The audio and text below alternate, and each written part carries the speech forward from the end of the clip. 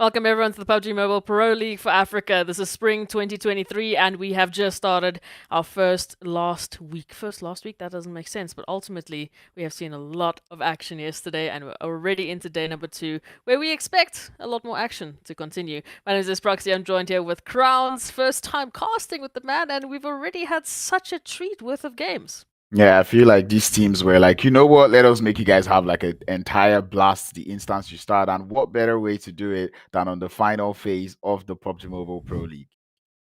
This is where they really need to push the gauntlet. They need to get themselves into the finals, and this is the last week they can get any points to make that happen on the overall standings. And of course, get their share of that last week's worth of bonus points and the overall bonus points. So there's a lot at stake here, but let's take a look at the format so we can just make sense of what we've just spoken of and give you guys a bit of a better idea. By now, I think most of the teams should be used to this format. We already started it in the previous season. The viewers are pretty used to it, but Crowns, take us through it. What are some of your favorite points of this format?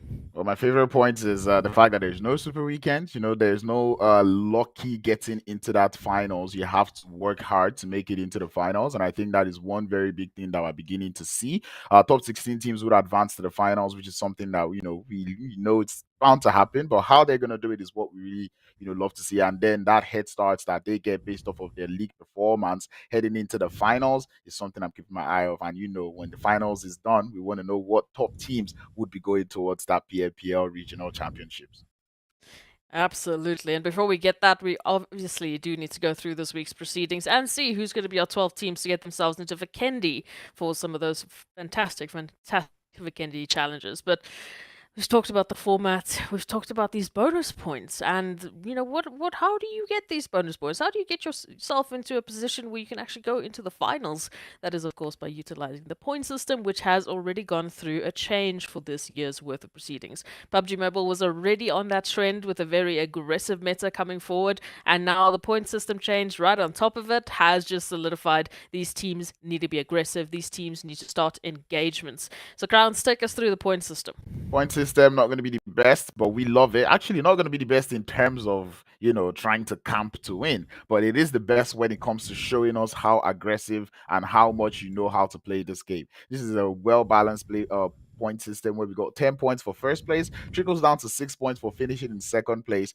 Third place, you're going to get that 5 points. Fourth place is 4. I feel like fourth place getting 4 points is kind of interesting, but yeah, one elimination would guarantee you 1 point, and if you end up anywhere below the top 8, you will be going home with 0 points coming through from placements.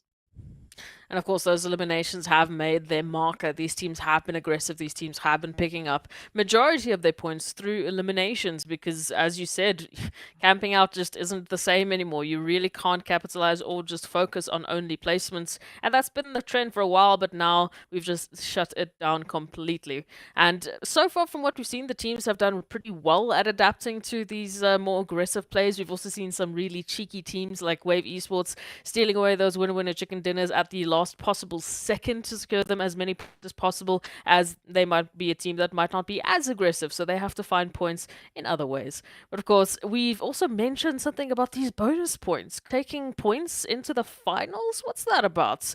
We can take a look and see what these teams can actually do and how many points they can get awarded per week, per phase, and at the end of all 4 phases they get an extra helping. So a maximum of 4 times the bonus points. We've already awarded 2 weeks worth, and we have 2 more sets of bonus points left. Isn't that right, Krantz? Yes, sir. We're challenging the teams to see if we're going to find any team to get 80 bonus points. But given the way these teams have been playing, it's almost so clear that you cannot just have a straight run for the whole Mm-hmm. 3 weeks heading into this tournament. 20 points for the bonus. I feel like the bonus points more lenient than the regular point system, as we only see like a 1 point reduction going through from first to 20th. But because you're getting points regardless of being a 20, does not mean you shouldn't try to battle to make it up to the top, because only top 16 would be making it to the finals.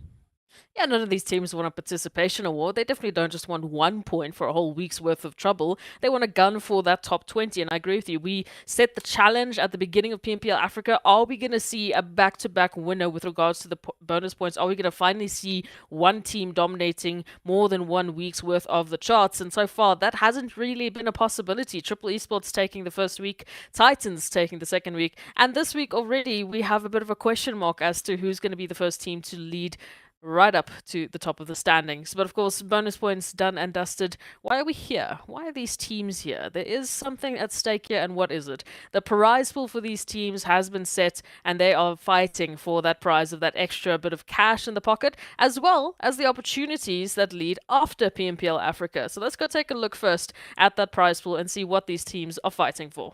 Our teams are fighting to make it into the finals where they get to battle for the huge and the bigger chunk of that prize pool money. As we see, first place will be going on with $5,500. Second place with $3,500. With third place going on with 30. I was about to say $30,000, but it's actually Imagine. $3,000. Fourth place with 2,500. Fifth place, sixth place, seventh place, all will be going on with the same amount of money. And there's a couple of places you end up that you get to go home with the same amount of money, but still, we all know that 1 point could be what is separating you from walking home with $5,500 or $3,500. Yeah, all the teams get a guaranteed $1,300 just for making it into PMPL Africa, but then there's two types of bonus rewards as well. Obviously, the MVP player is going to get an extra additional $1,000, and then there's something called Vikendi rewards, because yes, we have brought Vikendi back into the swing of things after many, many requests. It is finally back, and we have a few challenges to give these teams. If they want those rewards, they need to work for them. So let's go take a look at those Vikendi rewards and see what they're all about. And Crowns, we spoke about it briefly. We still don't have anyone picking up that crossbow. Yeah, I already said this week is the week where these players are going to do this. I was about to say that, you know what, I'm going to actually start talking to these players. Which one of you is looking forward to going for that Robin Hood title? And, I would want to know. I feel like going into this week, that is when teams will pretty much know where they sit, in terms of the finals. And then they'll be a little bit more flexible as to, picking up guns, trying to go for the look at my style, looking for those, interesting clips. So that's something I'm keeping my eye out for going into this week's weekend games. That's the hope. I mean, we've had such quiet Weekend games. It seems like the teams have really been focusing on either the one-man army challenge or the focus on elims, as well as the look at my style to some extent. I mean, we've seen a lot of vehicle Oh. rushes, a lot of grenades, but we haven't really seen anyone try and take on the pan just yet. So I'll have to wait and see at the end of this week who's really going to be getting their biggest share of the Vikendi rewards, and who hopefully will be running as a full squad of crossbows, because I personally think that would be terrifying. I Uh, would run away very yeah, quickly. yeah, I think I would want to see a full squad with crossbows and pans. Two players holding a crossbow, two players holding Yes. the pans, and then they're chasing the last player out there in that map. So I'm looking forward to seeing that kind of thing because, man, this is one thing that would really enjoy. These are things that lets you blow off some steam when we start to talk about how you're playing this game competitively. And by that point, I mean, it would be the last map literally of this week. You kind of have secured your position already. We saw in the previous week, we only had one team take a different position after the Vikendi game, and that was literally just up by one position. It wasn't a massive, massive change in the overall standings, and that just seems to be how the teams are rolling in terms of those points. So if you have that opportunity, why not play for an extra bit of cash? Come on, we need these teams to showcase some new PRs or set some new records here, man. But Vikendi bonus points out of the way. Let's talk a little bit about the calendar. We've spoken about 2 weeks done and dusted. We're into our third week. And then obviously we are getting ready for that all important finals, isn't that right? Yes, we've seen these groups change from week to week, and now we're heading into the final week. Maybe I was about to say the final switch, but maybe not the final switch of teams, before you guarantee, the 16 teams going in. But yeah, the groups are switching every week. We have Mondays and Thursdays as rest days where we get to go back, do some VODs, go for some reviews, try to get some things in check, and then come back in stronger force on Friday, Saturday, and Sunday. And trust me, this weekend being Easter, we know these teams are going to be hunting and gunning. That's going to be the hope. I mean, they even need to get themselves onto Vikendi. So some Easter eggs hunting would definitely be welcomed. After this weekend, of course, we give the teams a bit more time to prepare as we're going to be heading into the final gauntlet of PMPL Africa Spring 2023. So there's 4 days of preparation before that weekend of absolute fire and excitement. So the teams, they have the opportunity now. Let's just see who's going to be our top 16 to actually get themselves into the finals. And as mentioned, the groups, they change every single week.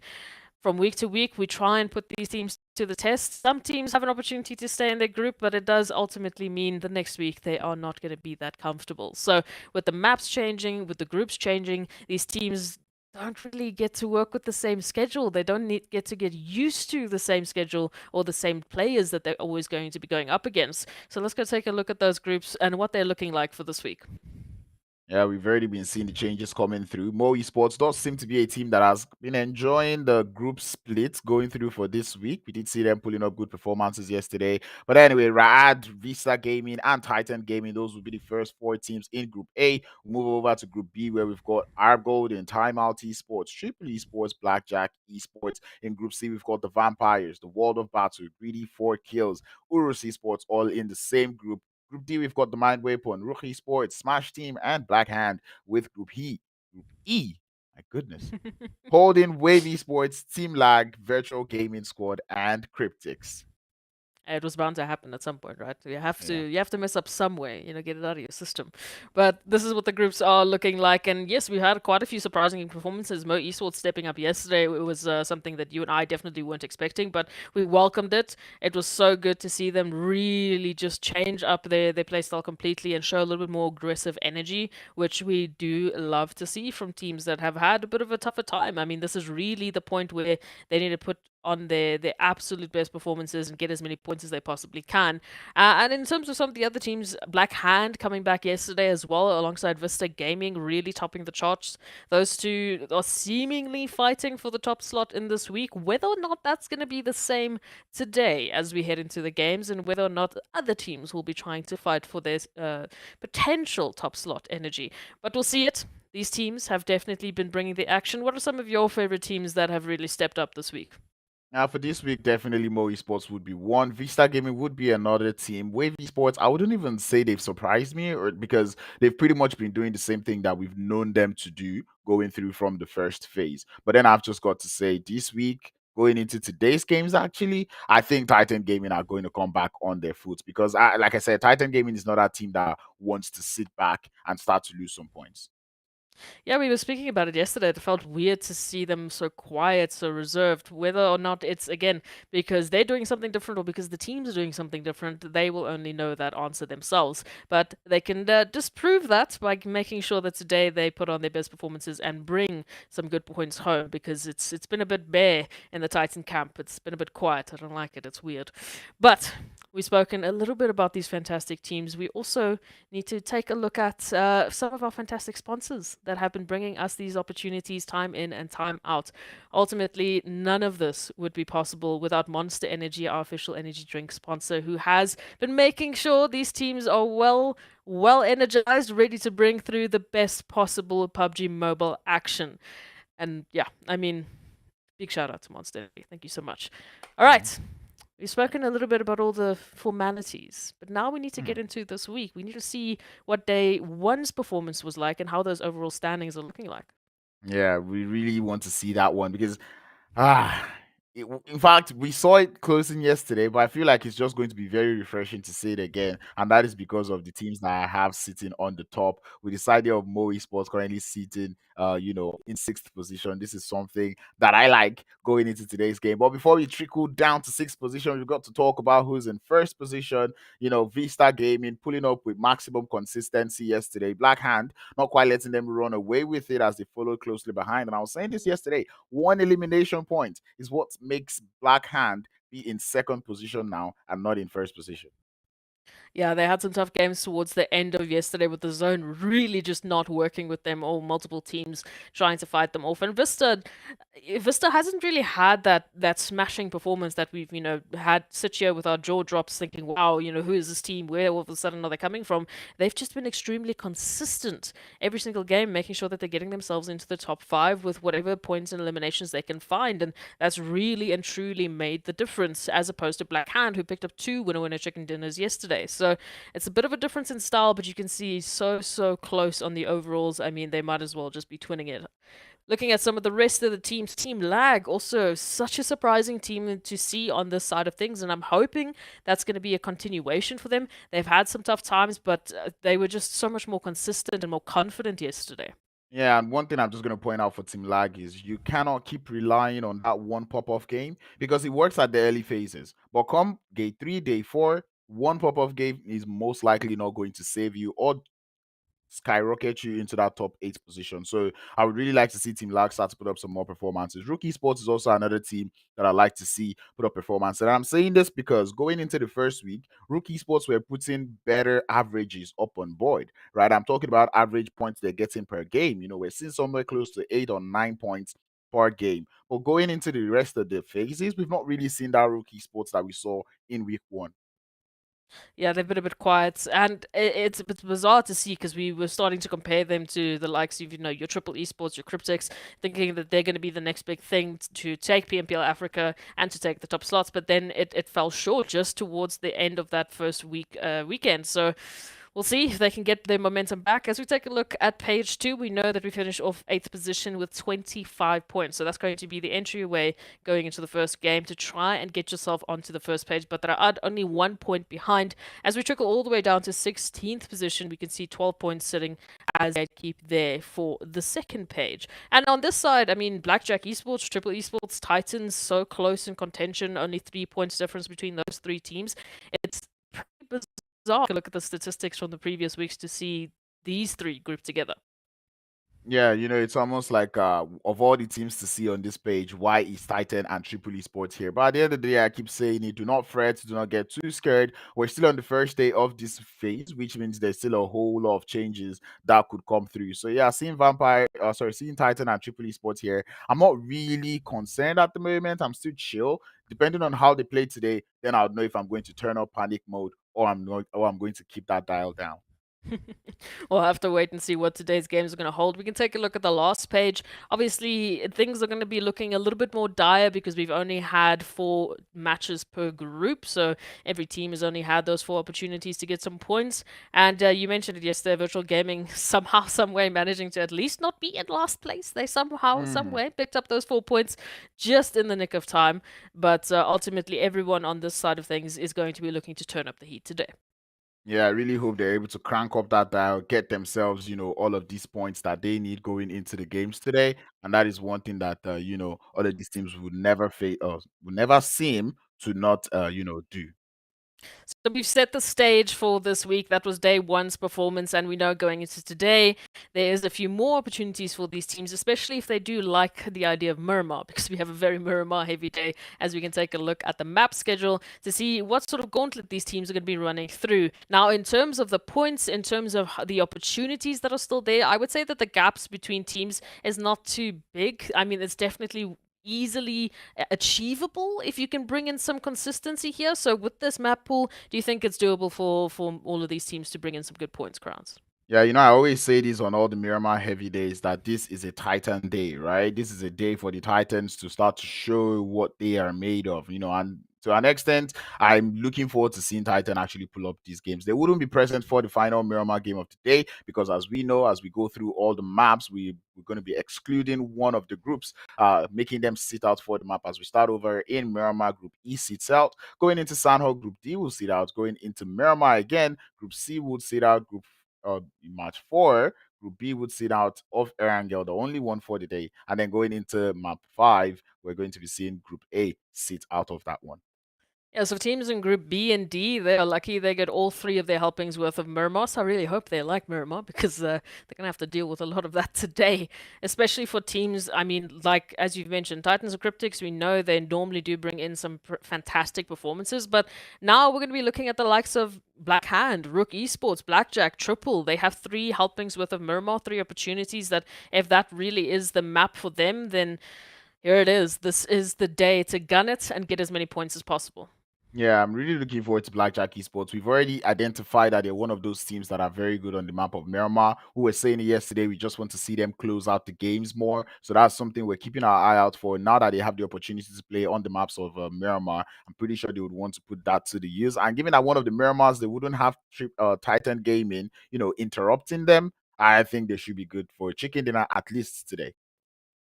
That is the hope, of course. But I mean, we also have to speak about some of the personal favorites of ours. I mean, some of the most surprising performances that we saw yesterday for Mo Esports to take out the likes of CRYPTICS. I think that was suddenly there was something for me there on towards Sanhok that I was like, oh, okay, all of a sudden we are not dealing with the same Mo Esports. There was a bit of a resurgence in energy, and then they got a little bit quieter towards the end, and things just really got very crazy, as they do on Sanhok. You know, it's no one's fault. Do you Mm-hmm. think we're going to be seeing that same energy from Mo Esports today?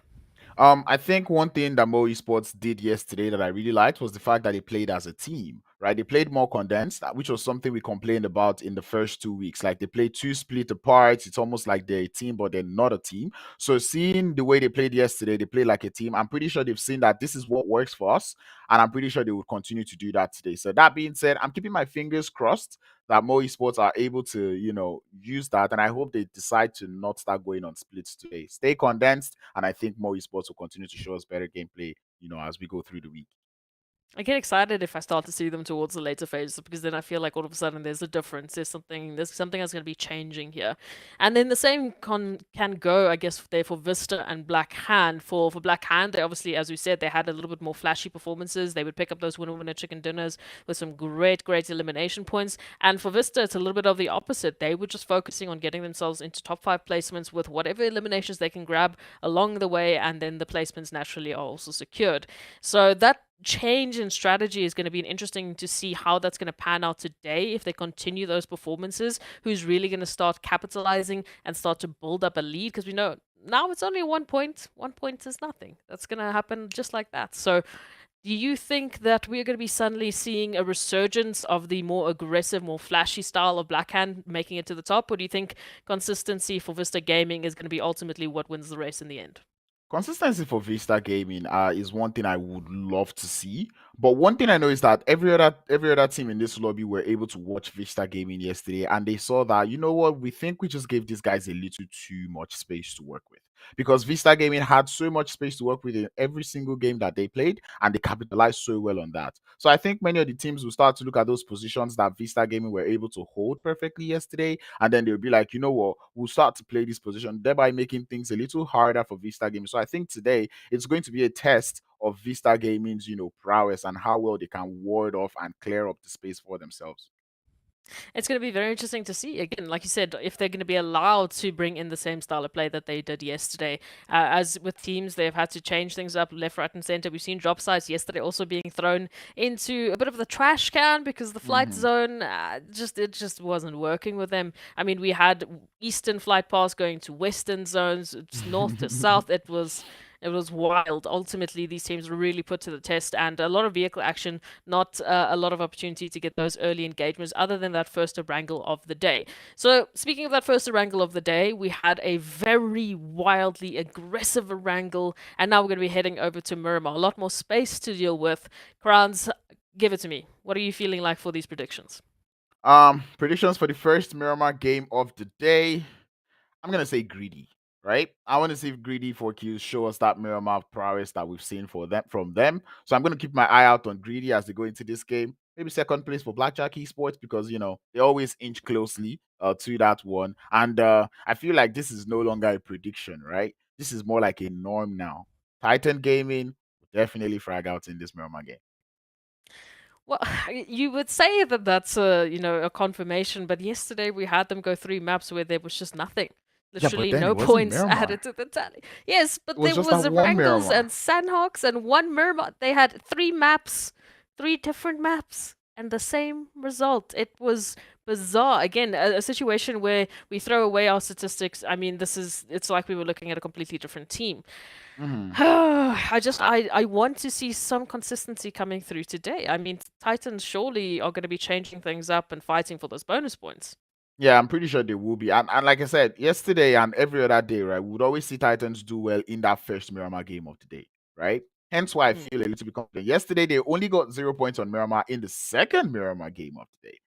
So maybe the second Miramar for today, we most likely wouldn't see Titans. But I think this first one will probably see Titans, pull up a little bit of numbers. But anyway, let's get into Miramar. Let's get things started. It's the map you've all been waiting for. No more time to waste as that playing path takes up on that northern horizontal split, taking us all the way from the outskirts of El Pozo down to the high rise of El Azahar. So plenty of northern opportunities for teams who really do favour those potential points of play. But obviously, I mean, for the likes of Titans, who you are holding out a candle for, we know that they do love that southern approach. So teams like Titans would have to stretch a little bit further on forward, maybe get some of those vehicles earlier than they would have liked to get to their normal job sites and get themselves looted on up. We can see GREEDYFORKILLS already getting closer and closer towards a little bit of that Monte Nuevo action as some of the other teams are finding their usual drop sites. And we just need to keep an eye out to see if we're going to see any crazy hot drop action like we saw on the first map of Erangel yesterday. Los Leones teams would be in a little bit of trouble because they have to start to find ways to make it over there. But I believe some of these players are well-known pilots themselves, so they should know how to glide and find their way all the way to Los Leones. Looking at the side there of Vampires, because I keep keeping my eye on the side there of Vampires, given that this week they're in the same group as teams that have if not similar drop locations, similar rotational patterns to them on like the different maps. So we're already seeing URUS Esports already around Vampires out there in the San Martin towards Hacienda del Patron. So I'm keeping my eye out on Vampires to see how well they'll play this one. We're definitely in Eastern Zone, at least for the Los Leones teams, even though they have to take a bit of a further rotation. They have some of that extra time in zone before they have to, really worry about some of these crazy rotational paths. So far, teams are keeping it nice and respectful. We're not really seeing anyone sort of trying to fight off for new positions and new placements. Vista Gaming is reaching across Mazzaro, sending through a couple of shots, trying to see if they can find some connections. Mazzaro. That's a little too far. You've got to relax, man. Go get looted up or something. Come on. It's early in the game, man. You've barely even landed. You're already taking shots that far out. Come on, Mazzaro. You've got to relax. But anyway, Zone does look to be one of those very balanced ones. I really can't say where you could be at the moment because, like I said, it's a balanced one. Everyone should be fine. And plus, we have like a quite nice spread of teams already in the zone. So I feel like the first couple of zones shouldn't be too much of a hassle for all of these teams. Yeah, we're still waiting for someone to get themselves into Los Leones. Blackjack Esports might be one of the first teams to get themselves there. The vehicles are in check. TIMEOUT taking one of the monster trucks and heading through towards the western side of this zone, just trying to regroup on the outskirts of Monte Nuevo. Triple, of course, here towards Impala. Again, there's no real danger just yet, I would say, for teams to get into a little bit of an action. There are some splits coming through. I mean, the likes of Black Hand, as an example, they all have their players isolated, getting some of the smaller compounds looted up, but the teams that are close to them would be Smash and Vampires, and they're still obviously busy with their own placements. So I don't think we should be seeing anything wild unless someone just decides to completely change the rotation. Yep, Blackjack Esports coming in with a little bit of a squad change today. We see Hisk now being in play. It's really good to actually see what he brings to the table coming into today's games. He's a player that we've not really seen show up, or we've not actually seen him play for the team in the past couple of weeks, and now bringing him into phase 3. Probably this is that final card that the side of Blackjack Esports have got to wave at the lobby out here. So yeah, looking forward to seeing them. Do you think that's going to be what Blackjack Esports needs to change it up? What they don't need is shots at MG. Well, we thought they were the first to actually get into Los Leones, but apparently they are not the first. Arab Golden will be the first, taking already some shots at the side of Blackjack, as they would lose one player early on. Normally, we wouldn't see them fight, so this is almost like a breach of contract coming through from the side there of the Los Leones teams. But I guess these are things that you should expect to happen, given that Los Leones was quite far. You're still in play with some of the teams that land in Los Leones, so it's going to be a whole journey and a whole contention. You most likely would clash. Yeah, it's the first time we've seen early fights in Los Leones. It's like the neighbor treaty, as you mentioned, has been broken, and all of a sudden, we don't care that you're our neighbors. We're going to take you out as soon as we possibly can. But opportunities are in wait for these teams, and for Arab Golden, they had a free shot. They had to take it, and it's paying off for them, at least with that extra elimination. However, now Blackjack Esports moving to the far southern portion of Los Leones, completely giving Arab Golden all the space they would want so that they do not lose any further members. So, with Blackjack Esports, their roster change is going to be put to the test. Yep, it is going to be put to the test. And right now, maybe this might not even. Actually, I think this would be the ultimate test, playing as a three-man squad without having MG, going through and playing in that game for him. Greedy, the team that I was keeping my eye out for, looking forward to seeing how they play. They're looking very comfortable out there in Monte Nuevo. All members do seem to have their own vehicles. They seem to have enough vehicles, and they're just chilling, relaxing, getting looted up. Kind of have a little bit of space on that western side. Rad is taking a rotation just past Montenuevo right now, but again, this is on the outskirts. I don't expect them to take a detour in. We'll have to wait and see. A little bit of ramping action going on here. Oh, vehicles are running out of fuel already. Imagine. There's a Right? lot of trips that these teams have had to take. Yeah, a whole lot of teams. And one thing I enjoy to see is vampires have stepped out of San Martin. I like the fact that they understand that San Martin is not a place you want to be waiting for too long. This is almost like when you get that zone in Sanhok that Paradise is in the zone. You don't want to stay in Paradise because obviously so many teams will be looking towards that Paradise area. But this time in Miramar, so many teams will be looking towards that San Martin area. I like the fact that vampires have instantly taken that initiative, getting out of San Martin as quickly as possible, making it towards that graveyard, sending it close to the center of the circle. San Martin basically quite barren at the moment. Vampires taking the rotation in towards center. This is just on the outskirts of Vista Gaming, who are over towards Minas Generalis. But again, lots of spacing to work with.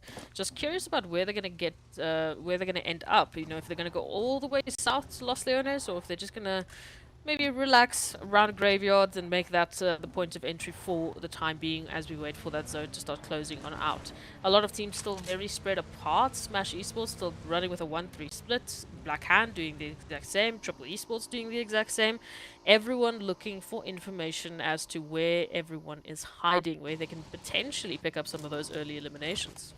Yeah, it's a nice zone. Everyone's gonna chill with it. RUKH Esports coming in from that northern side. Triple Esports out there on the southeast.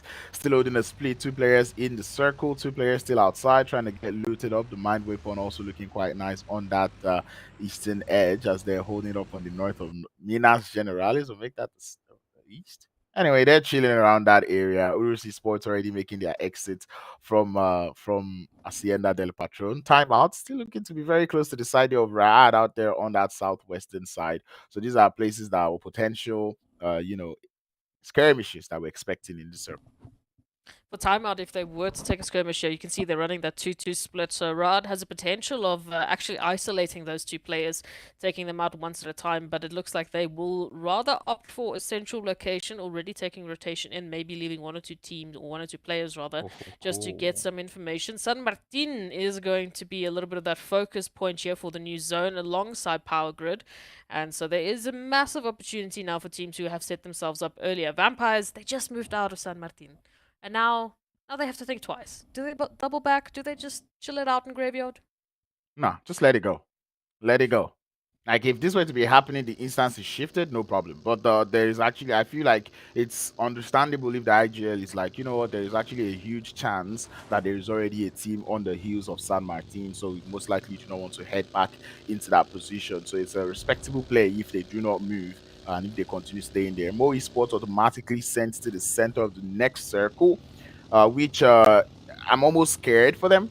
But seeing that they're actually playing together, I'm going to keep my hopes high because them being in center of the circle makes me wonder would they be able to handle just as many teams, pointing guns in their direction.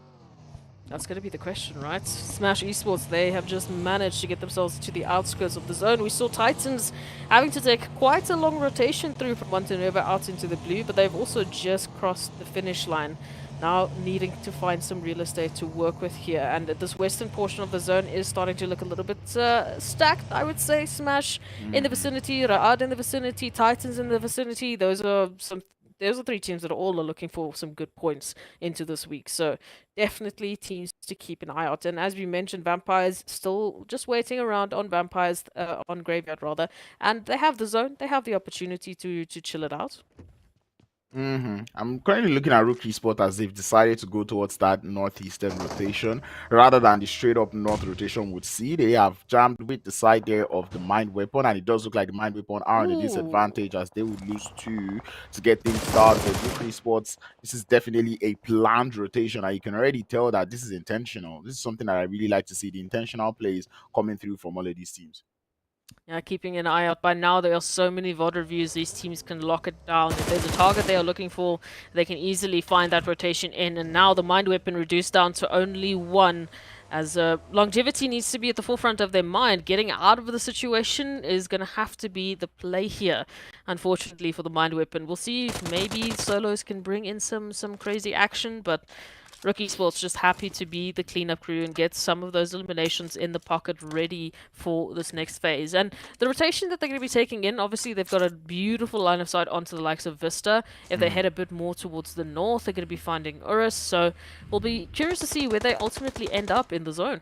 Yeah, this is what we're saying about that space that Vista Gaming was given yesterday. You can already tell that some teams are already eyeing to get that much space. RUKH Sports being one of those teams, right? Already sending it towards that eastern side, knowing that there is actually a chance to get a good position up on that east. And we can already see them pushing and inching closer and closer. I feel like the only thing they're just waiting for right now is to get a knock and a confirmation, and then they see VST.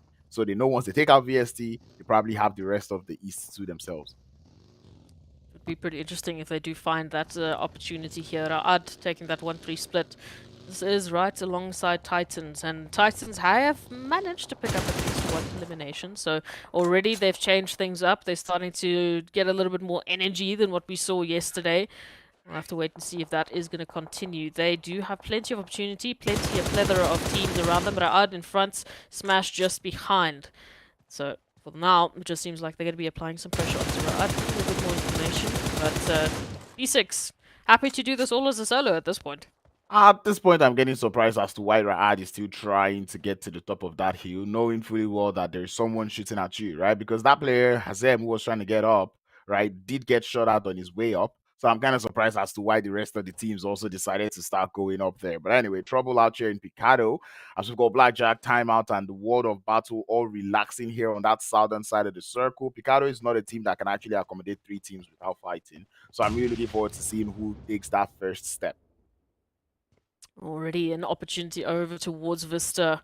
As Timeout still holding the line here.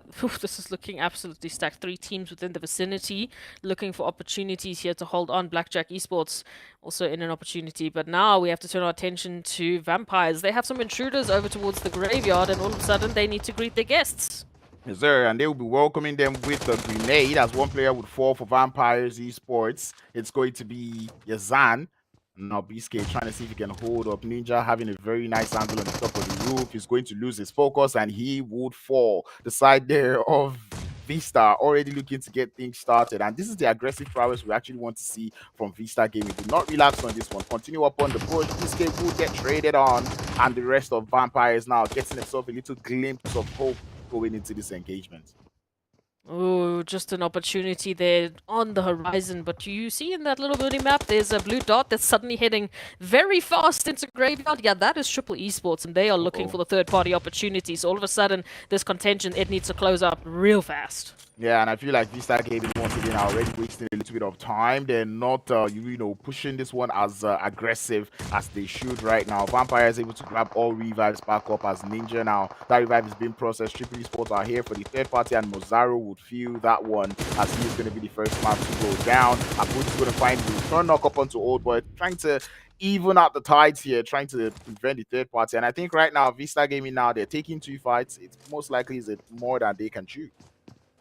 I know this is a bit of a problem. They were still busy with Vista. They were still getting a bit of a tunnel vision on towards Vista. They haven't closed up anything. They're in enemy territory, and all of a sudden, Vista, they have the opportunity to reset themselves to go down. Vampires now suddenly on the forefront here of a potential win, but now Triple Esports come through to steal it out. I can only imagine how confusing this fight must be for Vista Gaming and Vampires. They're getting knocked by different team. They're getting thirsted by a different team. This is actually not what they would want. Vista still able to stay alive for the time being, but the blue zone is chunking down their HP more than they can ask for. Stop will be the last player left for Vampires as they got the other end of the brunt. Anyway, VISTA Gaming would have to rotate and continue the rest of this game as a two-man squad.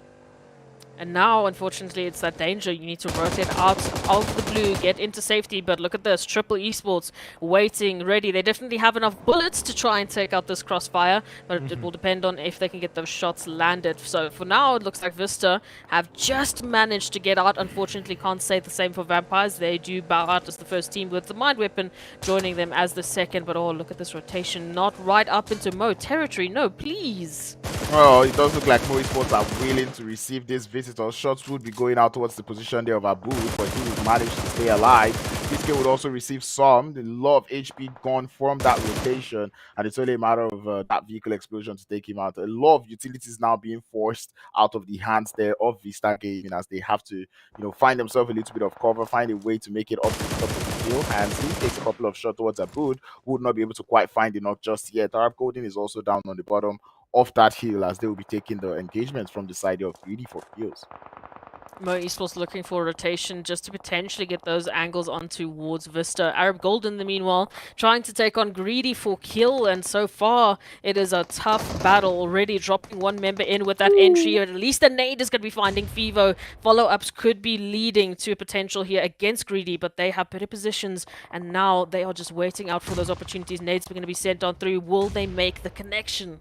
Yeah, that is what they are looking for. Reno already pushing up closer and closer as the side of GREEDYFORKILLS do not have their last player. We saw them make this error yesterday, and it does look like they're making it again. Grenades will be coming through as they're not pushing up as a full squad. They're already down by one player, so it's only a two-piece going into this engagement with the side of Arab Golden. Grenades are still the things in play at the moment as we see these players continue to push them up, trying to bait the players to come out for the move. No side's going to get that bait to work. A couple of shots going up towards that position there of RUKH, but he will stay alive. Oh, we blinked, and in a matter of seconds we lost two teams, and all of a sudden we might be in danger of losing another. GREEDYFORKILL is still holding on to this opportunity. They want the opportunities, they want the eliminations. They've been putting in so much work, but now utilities are starting to go low, trying to find out these Arab Golden members. Broly still trying to hold on into the fire, though. That's not going to help the situation. And more fire coming through. There's fire on every floor. There's grenades going all out as Reno now finds himself in a very tiny chunk of HP. And indeed, he will go down. But now here comes Zoxy coming in to try to play savior. But he's up in a 1v2 situation. Grenade out to the side. Would chunk a little bit of HP down, but not getting quite any knock. But Zoxy is capable. Gets one player down and would be good for two. And that will be all for the side there of Arab Golden. Oh, Zax's going to be locking it down for GREEDYFORKILLS. They will manage to pick up those 4 eliminations, losing Fivo in the process, but at least picking up points, right?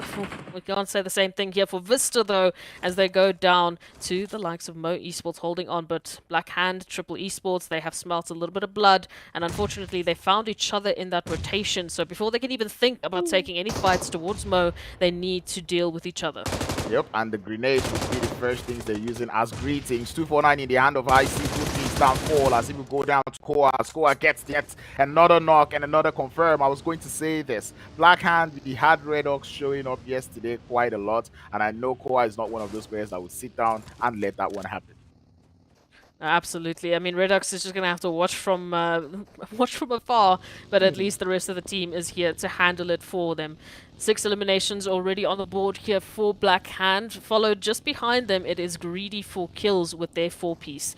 So quite a few good eliminations going into this next zone that they can use as a foundation and start to build off of. Rotations now towards the north. It does look like Black Hand might just be scouting out what's happening here towards the west between Titans and Smash. Of course, they're trying to do the same, seeing if they can pick up an elimination. Titans keeping their distance. Smash Esports trying to make a dash for the north, but Plaza, sitting and waiting, is going to hear those vehicles moving in. Yeah. Smash team getting closer and closer towards the side of Black Hand. Cover fire coming through from the side of the rest of Black Hand, but it's a question of how well they're going to be able to hold up. I'm looking at that map feed and I can see a little bit of a beautiful performance, or sorry, beautiful position coming through from Ra'ad, but we're going to put that one on a little bit of a pause as it looks like Black Hand are interested in this engagement with the side here of Smash team. Grenades already doing the greetings as we see Ilya sending some, trying to fall back a little bit, staying away from grenade range. Just one opportunity, one connection as they soon find that elimination, that knock. It could mean they head on in, but Ilias already ready with that med kit. Does get themselves back up to an HP bar that is at least doable with the situation. This is going to be the numbers game. For Smash, on the bright side, they also are running with a 3-piece, so they're on equal footing. It's just about that positioning and that timing. Of course, there are other teams in the vicinity. Black Hand running that 2-1 split up exactly the same that Smash is, but here come Titans looking to take either of these teams out of the count. I was just about to point that out, that it's so interesting to see that Black Hand and Smash Team, both teams, holding on the same type of splits going into this engagement. So it's almost like a perfect stalemate right now that they've got going on. A Smash Team now having two on the front, one player at the back, trying to see if he can hold up, trying to prevent these pushes from coming through. But with Titan Gaming pulling up behind, it's going to be a whole lot of trouble. Black Lost would fall. The cover fire is down. I don't know if Black Hand is aware. They do seem to be a little bit as smokes would be preventing Ilias from going down, but not for too long, as Titan Gaming would come in for the best third party that we've seen, and this might just be the rise of the Titans.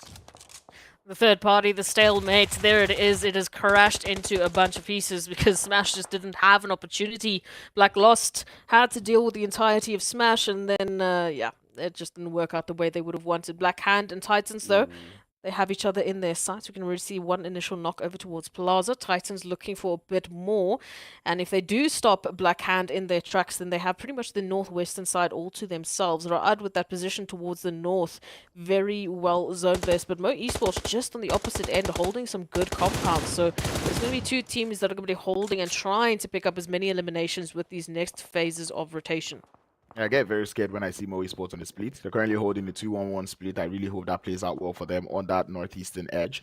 Really finding their way into the circle. They may have spotted some of the players there from timeout, as we used to them going on that southern rotation. But the side there of Black Hand and Titans will continue to go head-to-head, toe-to-toe, M4 to M4 as they get started. But Greedy runs into the trap there, set by the side there of timeout. One player would go down and Reno would be the last player left. Can he clutch it up? Timeout. They have been taking a beating, but now they have an opportunity here to take out the likes of GREEDYFORKILLS. It's only Reno, but they need that information. For now, all they hear is some utilities. They need to see who is hiding in that shack. Those smokes deployed is going to give them an idea that there's a numbers advantage to be had, but they need to close the gap. It is risky, though, without some information, without a potential knock. They don't yet know where the players are hiding out, so they might take a little bit longer to get this one closed out. Meanwhile, Titans, it looks like they're done waiting. They want to get some more information on Black Hand to take them out of the picture before moving into the northern side of the zone. And look at this, Plaza going to be holding into that tight angle, finding some shots on towards P6, but it's not going to be enough for a knock just yet. I think the Titans not really looking to fully commit to this fight. They do look to be looking forward towards that western side rather than the north being held by Black Hand. But it does look like a whole lot of trouble out here on the north for the side of Black Hand, because more esports are out there. They've got a lot of cover to work with, and they might just be doing this one might actually take them out if they're not playing that one too carefully.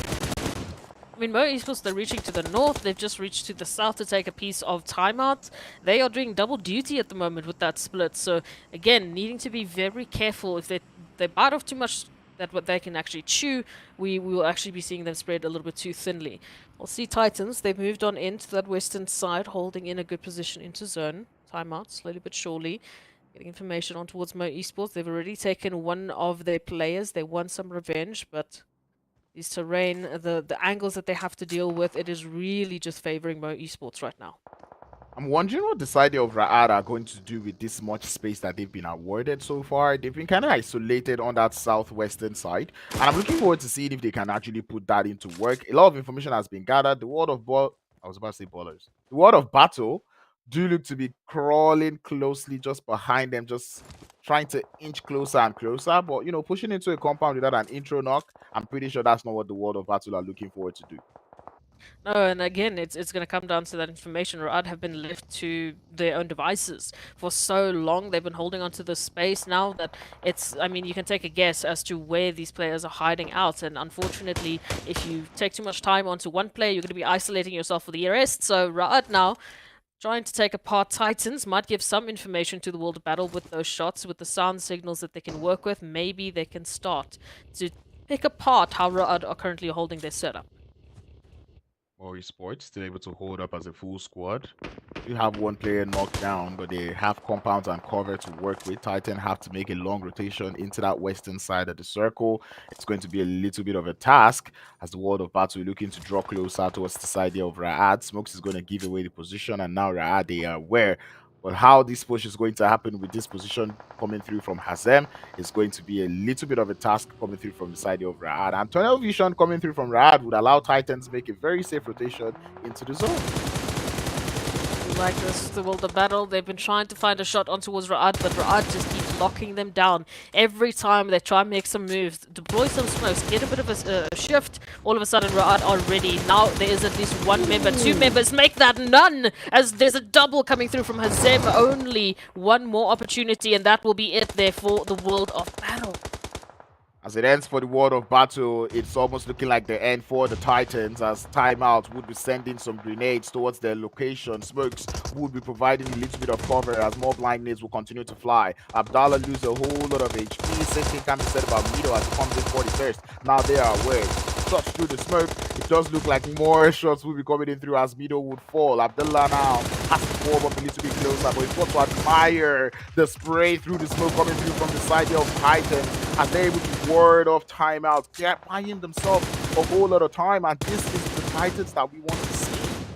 I mean, they can't even see the players yet they're finding these knocks. We have to sit here and just say, how are you managing this? Finding the first confirmation. Now, timeout all of a sudden relegates it to only one, and that one does not want to try and take anything away from Titans. They have gone and hidden themselves away, far, far away, hoping to never...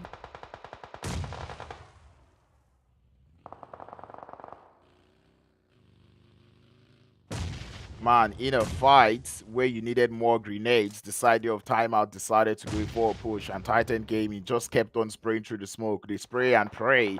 They did get those hit markers, and it did work so nice. Man, Mo Esports, though, coming in through for a little bit of third-party action. They're holding a little bit of a split that I don't like because they split all across the map. One player already goes down on the north, and at this point, I'm getting concerned. Mo Esports play condensed. Oh, please, please do regroup. Just get back to each other. At this point in time, they are taking hit after hit. If any team decides to push onto their position, we could be saying goodbye to Mo Esports, and they've done well to get themselves into this top 5 position. Meanwhile, Titans, they've managed to reset themselves. Now these shots are going to be heading on through. Teak finding Hansley. That is going to give them that space. Ragnar still hiding out, and Titans might be going right in front of Ragnar. Adam's already on to something. 7 eliminations right now, and they're already getting started with the side of Mo Esports, as Hansley will be the first man to fall on that south. And this is where I start to say the split was a little too spread thin. Right now, Vortex is all on his own. It's not looking like the support fire could actually come through from the rest of his teammates. And right now, this is definitely not what the side of Mo Esports wants, as now they go head on against the Titans. 8 would fall. Paradox is next in line, and same thing can be said about Vortex. The sprays through the smoke from Titan Gaming today is really impressive.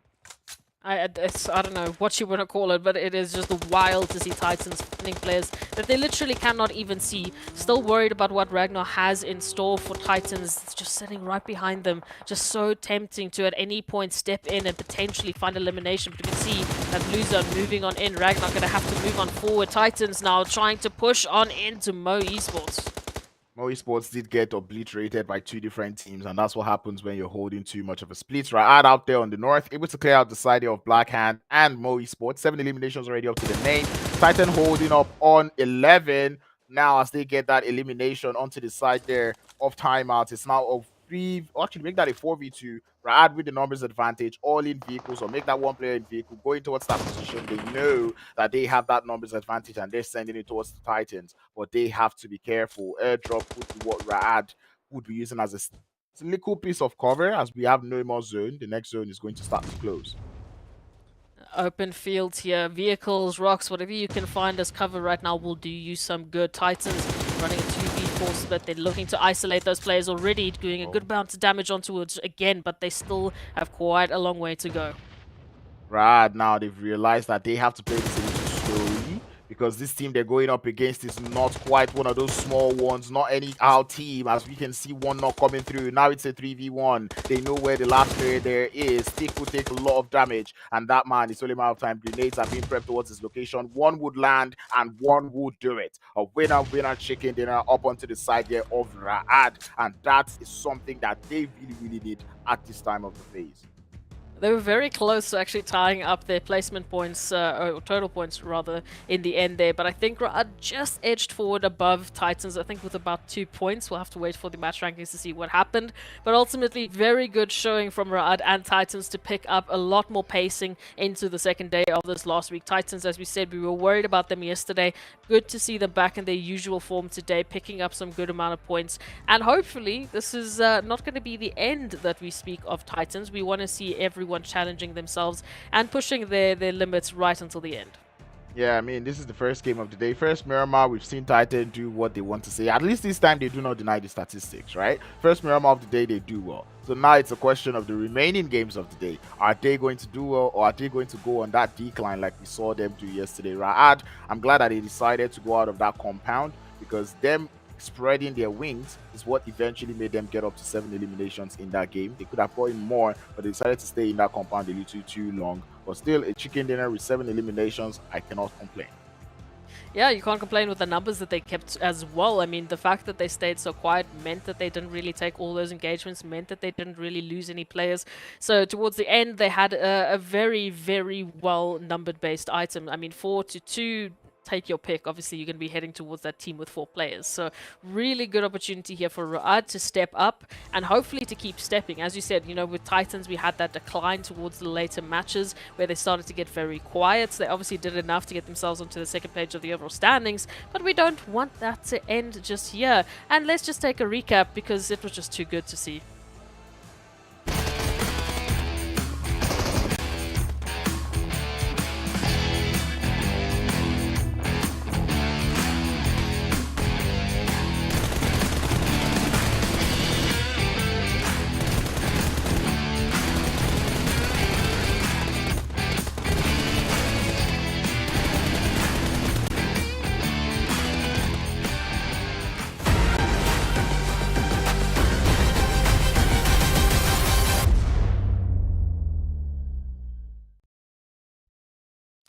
I'd say that was a pretty good start to the day with the first Miramar out and over. We know that there's 2 more helpings of Miramar coming through into the rest of the day, but ultimately we first need to take at the match rankings to see who ended up on top. We know RUKH picked up that winner chicken dinner with a good amount of eliminations, but Titans, they were close. Ooh, 9. They were able to get it up to 9. I thought they stopped at 7, but they capped it at 9. 19 points to go alongside that chicken dinner. And now I can't even complain anymore. Titan Gaming able to get that second place finish, 17 points to put up on board. You see Timeout in third overall with 13 points. Blackhand with 6 elimination points, able to skyrocket up to 4th position. Mo Esports getting only 3 eliminations. They're able to hold up in 7th. And I feel like with Mo Esports going into that game, if they had all their full squad up there on the north with Vortex, and I think it was Paradox. Yeah, if they had all the players there on the north, I think they could have had a fair fight with RUKH. And if they had gotten RUKH down at that point, it would have been them probably getting the chicken dinner. Absolutely. I mean, Mo Esports, they were looking pretty good. They were looking pretty confident. Unfortunately, like you said, the split that they took, it made it way too easy for the surrounding teams to isolate players, to take them out with any sort of backfire, with any sort of punishment. So no one was really worried to take shots at Mo Esports because there was no backup. There was no opportunity for them to really take a hit from making that risk. But Mo Esports, first game, it was a pretty good start. Let's hope it continues and let's hope they build on this. GREEDYFORKILLS, not getting as many points as they would have liked, but still four eliminations is going to bolster them up with VISTA Gaming and RUKH Esports. So our bottom 3 of the top 8 are looking pretty twinning. Very nice, very nice. Yeah. But let's take a look at the second page to see how those points start to whittle on down. Yeah, we do get trips to the to the donut shop, the one-stop donut shop, and it's painful to see Blackjack Esports being one of those teams to go out quite early. And I get what happened, because you'd really get destabilized when you lose a player before you even get a weapon, to start the game. So yeah, I'll probably pardon it for this game, but still, they need to start to put up numbers on board. Same thing can be said about Triple Esports. They were only able to get 2 total points going into this first game. So Triple Esports, you need to step up the game, because Titans are no longer on that second page. No, all of a sudden they are fighting for the top slots, and we know Triple Esports and Titans. They have been, you could say they've been a little bit like nemesis. Triple taking the first week, Titans taking the second. Now we're asking the question, who's going to be taking the third? We would like to see some sort of a repeat, some sort of dominating factor, but ultimately, I'm loving what I'm seeing from the rest of the teams. Black Hand also making a very interesting approach, but ultimately that whole three-way battle between Titans, Smash, and Black Hand just really did favor Titans in the beginning with the numbers advantage and the position that they were holding. They had the better rotation. So the second helping of Miramar is going to be very interesting, depending on which teams are going to be sitting out. I think we might be seeing some revisions coming through, but first map done and dusted. Miramar is looking healthy. It is looking spicy, but we need to take a little bit of a water break because we know there are plenty more maps right around the corner. We'll see you now.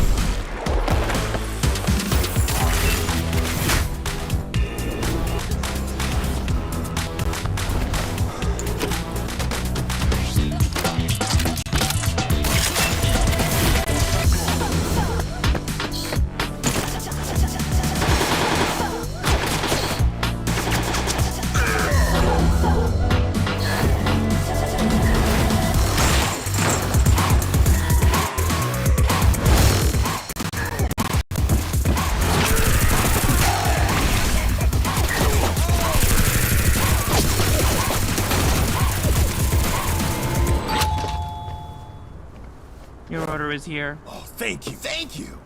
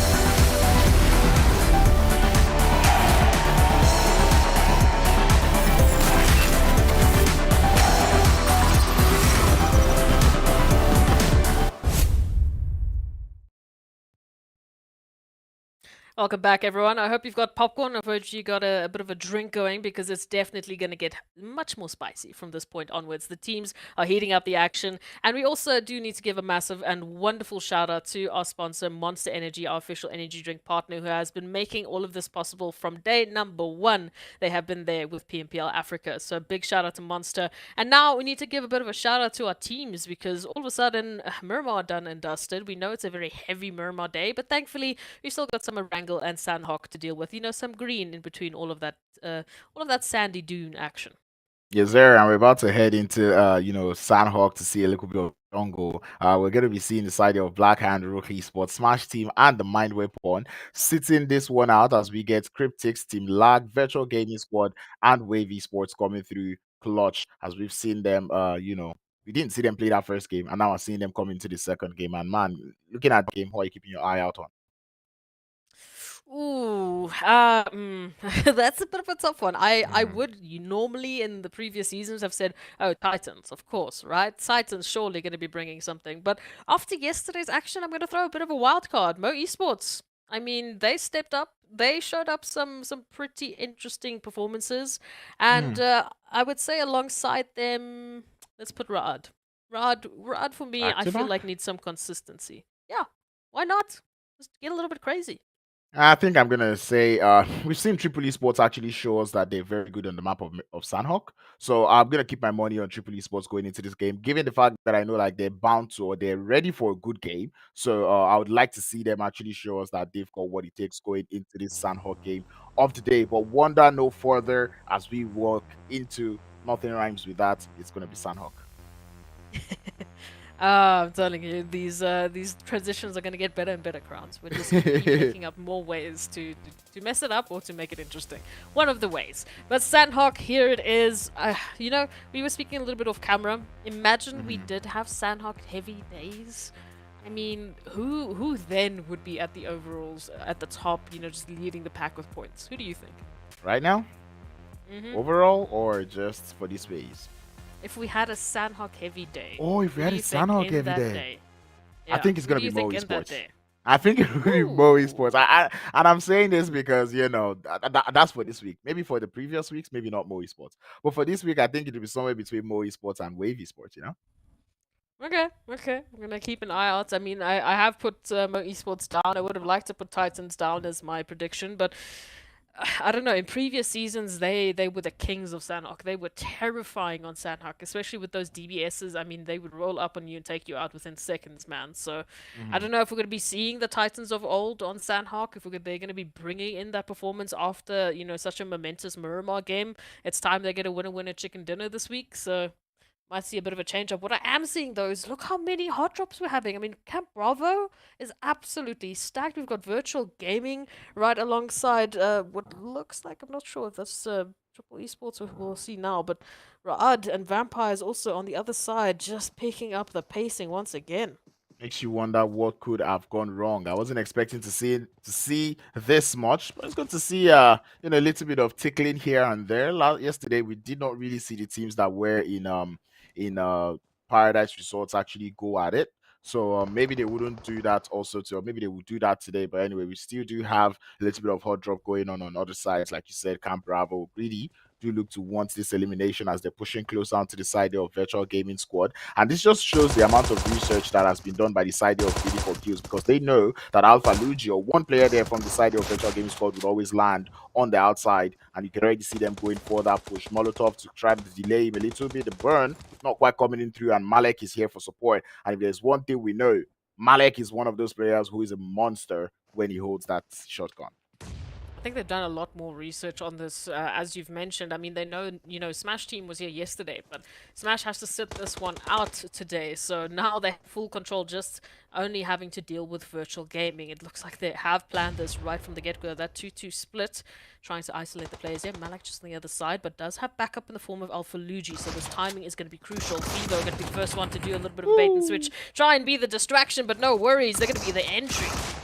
Alpha Luigi trying to hold down the fort as he's able to get one player down. DBS in hand would be able to find two. Is he good for three? As he continues to go for the quick pick, but the support from the side would fall him down. But one shot is here to provide a little bit of extra support going through from the side of Virtual Gaming Squad. But Sarawi on the top of the roof would also be finding another angle. Zoxy forming up closely as Nosa now has the confidence. One shot, looking for that third as he's not going to be able to find it just yet as he finds some more bullets onto the side here of Nosa. Continues to go for the spray, would not find the knock just yet. Plans out of the window here for GREEDYFORKILLS. Virtual Gaming just stepping up, one shot being the Terminator. So in a matter of moments, we have said goodbye to two teams. Unfortunately, Ra'ad will not be getting that back-to-back winner chicken dinner because Oh, they were the first team to go out over towards Camp Bravo. It was Vampires that actually won that one out, and then obviously we just saw Virtual Gaming picking up the 4-piece here from GREEDYFORKILLS. So some very good starts for teams that we need to see a little bit more of. I blinked and I missed it. That's exactly Yep. what happened with RUKH, because I'm like, wait, they're done? I thought they were waiting for the Paradise Resorts fight. By the way, it does look like that is not what they had in plan today. The side of timeout still find themselves very close to the players there from Moe Esports. Moe Esports still holding that very smooth landing. Right now, they do not look to have too many players around their side, but it looks like Triple Esports have opted for early rotation out of the boot camp as they send it towards the side there of timeout. And timeout is like, can we just catch a break on Sanhok? They wish they would have some time, but at least some of the shots here from Abdul will give them that opportunity. Thor going to be going down. Icy down now as Mo Esports comes on through with the third party. Going to be the saving grace here for timeout as they get that opportunity to regroup and now look for the rest of Triple Esports. I hope the side of Moe Sports don't get too greedy. They have to stay true to that third party and do not get any closer as they continue to take the shot towards the side of timeout. Timeout definitely will be thankful to Moe Sports. They're like, thank you, my bro. Thank you for coming through with this ultimate support. But type triple, their lives are flashing before their eyes. Reduced down to only 2, and in a bit of a troubling situation. Rotations out of this are going to be tough. Like you said, we've got Mo Esports, we've got Timeout that are trained onto their position. Once wrong move, and they could be saying goodbye to Triple Esports, and they just haven't had an opportunity to pick up those eliminations. They were the ones who started this with Timeout. Yep. It almost looked like they crashed into that position only to get taken out. I want to call it something, but I'm not going to call it. But anyway, Moe Esports on the third party, that was nice to see. On the southern side, we do see VISTA Gaming and URUS getting up close and personal. A couple of shots will be going through, but this is the quarry area of the map. It is one of those very chunked up, condensed parts. You pretty much do not know where players are. It's a very terrible place to be in, if you ask me. Yeah, Sanhok can be a little bit wild in some areas, so teams will just have to deal with it. This is the game that they're gonna play. Taking a look at it though, Vista, good information on towards URUS. Again, some weird hot drops, but it's been more quiet than we would imagine. Weiss just scouting things out, trying to see if they can isolate those pixels they saw moving around here in the bush line. Where are they? Where are these players hiding? That's going to be the question now. Vista still needing to move in to get that backup. If they start something here as a solo, and they don't have that cover, they don't have that opportunity to take the entire team, and we might have to say goodbye to It's a Boot. So they just want to hide this one out. It's a very confident play coming through from Weiss here. It's the fact that he's still driving around, not even scared that, someone will take him out. It's something that I admire a little bit, and I really hope he plays out well for him as he continues to make that rotation through. CRYPTICS up on the north, still holding that split. They're not going to come down for that fight just yet. Side there of the world of battle, quietly making their exit from Sahmi. Blackjack Esports also on the eastern side, southeastern side of the circle, look to be looking nice. Yeah, we've finally gotten the teams into their favorite positions. They've backed off a little bit from that initial hot drop action. We still have Triple Esports and Timeout staring deeply into each other's eyes. For now, they haven't made a single move. Mo Esports, in the meanwhile, have backed on out, and oof, that zone is gonna favor Virtual Gaming, Mo Esports, Triple Esports, and Timeout. Lazy Boy and the rest of CRYPTICS moving in from that northern side are gonna have an opportunity as well. The west looking pretty barren, but Wave Esports might take up positions there. As for the rest of those rotations, lots of contention towards the south and maybe just that southwestern section there, just passed by none. And we'll have to wait and see who are going to be picking each other apart here. URUS and Vista, in the meanwhile, also having a little bit of a stalemate. I'm surprised to see URUS Esports still out here trying to take this engagement, though. They have 2 buggies, which means they can actually get the full squad. In fact, there's even a bike too, which means they can get the full squad out of this situation at least safely. We've seen the routes that Weiss was able to take, and it shows that okay, he can actually move out of this position without getting shot at. So I'd have expected, what's it called, disengagement coming through from the side of URUS, trying not to take that fight too early. I mean, potentially. Maybe they're still getting a little bit of information, or maybe they don't have as much information as you would think. And they're still waiting for Vista to make a move so they can try and capitalize. They do have space within the zone, so they do have some time to relax, to wait for some of those rotations in, maybe even play a little bit of a gatekeep. As we know, there's going to be quite a few southern rotations. See Titans now moving on in from the western side, just on the outskirts of boot camp. They'll be one of the few teams that don't have to fight their way into the zone. Blackjack Esports, on the other hand, I can't say the same for them. Lag also just behind Arab. Vampires now moving on into towards the eastern side, just circling Mo Esports, seeing what they can find out. They've already had such a good start. They wouldn't want it to end here, but they also don't want to be too quiet. Lag Esports are being quiet right now. Something that we're not too surprised to see from them. And I really hope this is not passiveness coming through from their side. Vampires getting closer to the side there of Mo Esports. No shots going out quite yet as they're looking to gather information on those compounds. And I like the fact that Mo Esports have decided to opt to stay in a compound, try to work with more cover rather than running out in the open where they could get picked up from different locations. So I'm actually glad to see all of these beautiful Ooh. changes coming through from the side of Mo. No, definitely. It's a good strategy change. We'll just have to see how they do take those fights when eventually some compound breaches will move on in. Talking about breaches, we do see Titans and URUS heading head to head, but of course, you can't forget about VISTA. They're still involved, and Biscay going to be sending off a cheeky nade. Does it find the connection? It's going to find Raouf, and now all of a sudden URUS in some trouble.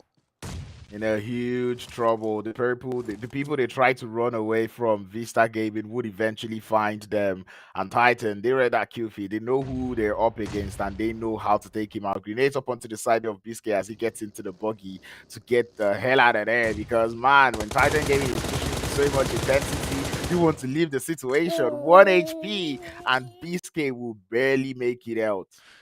I mean, that has to be some sort of an MVP play right there. Sneaking up into enemy territory, finding a double nade, getting that double elimination, then getting out of there, still with your life, away from Titans? Imagine.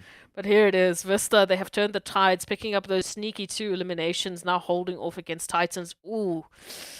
That zone shift is going to mean they're going to have to find a pathing around or through Titans either way. So, going to see that altercation now come to fruition.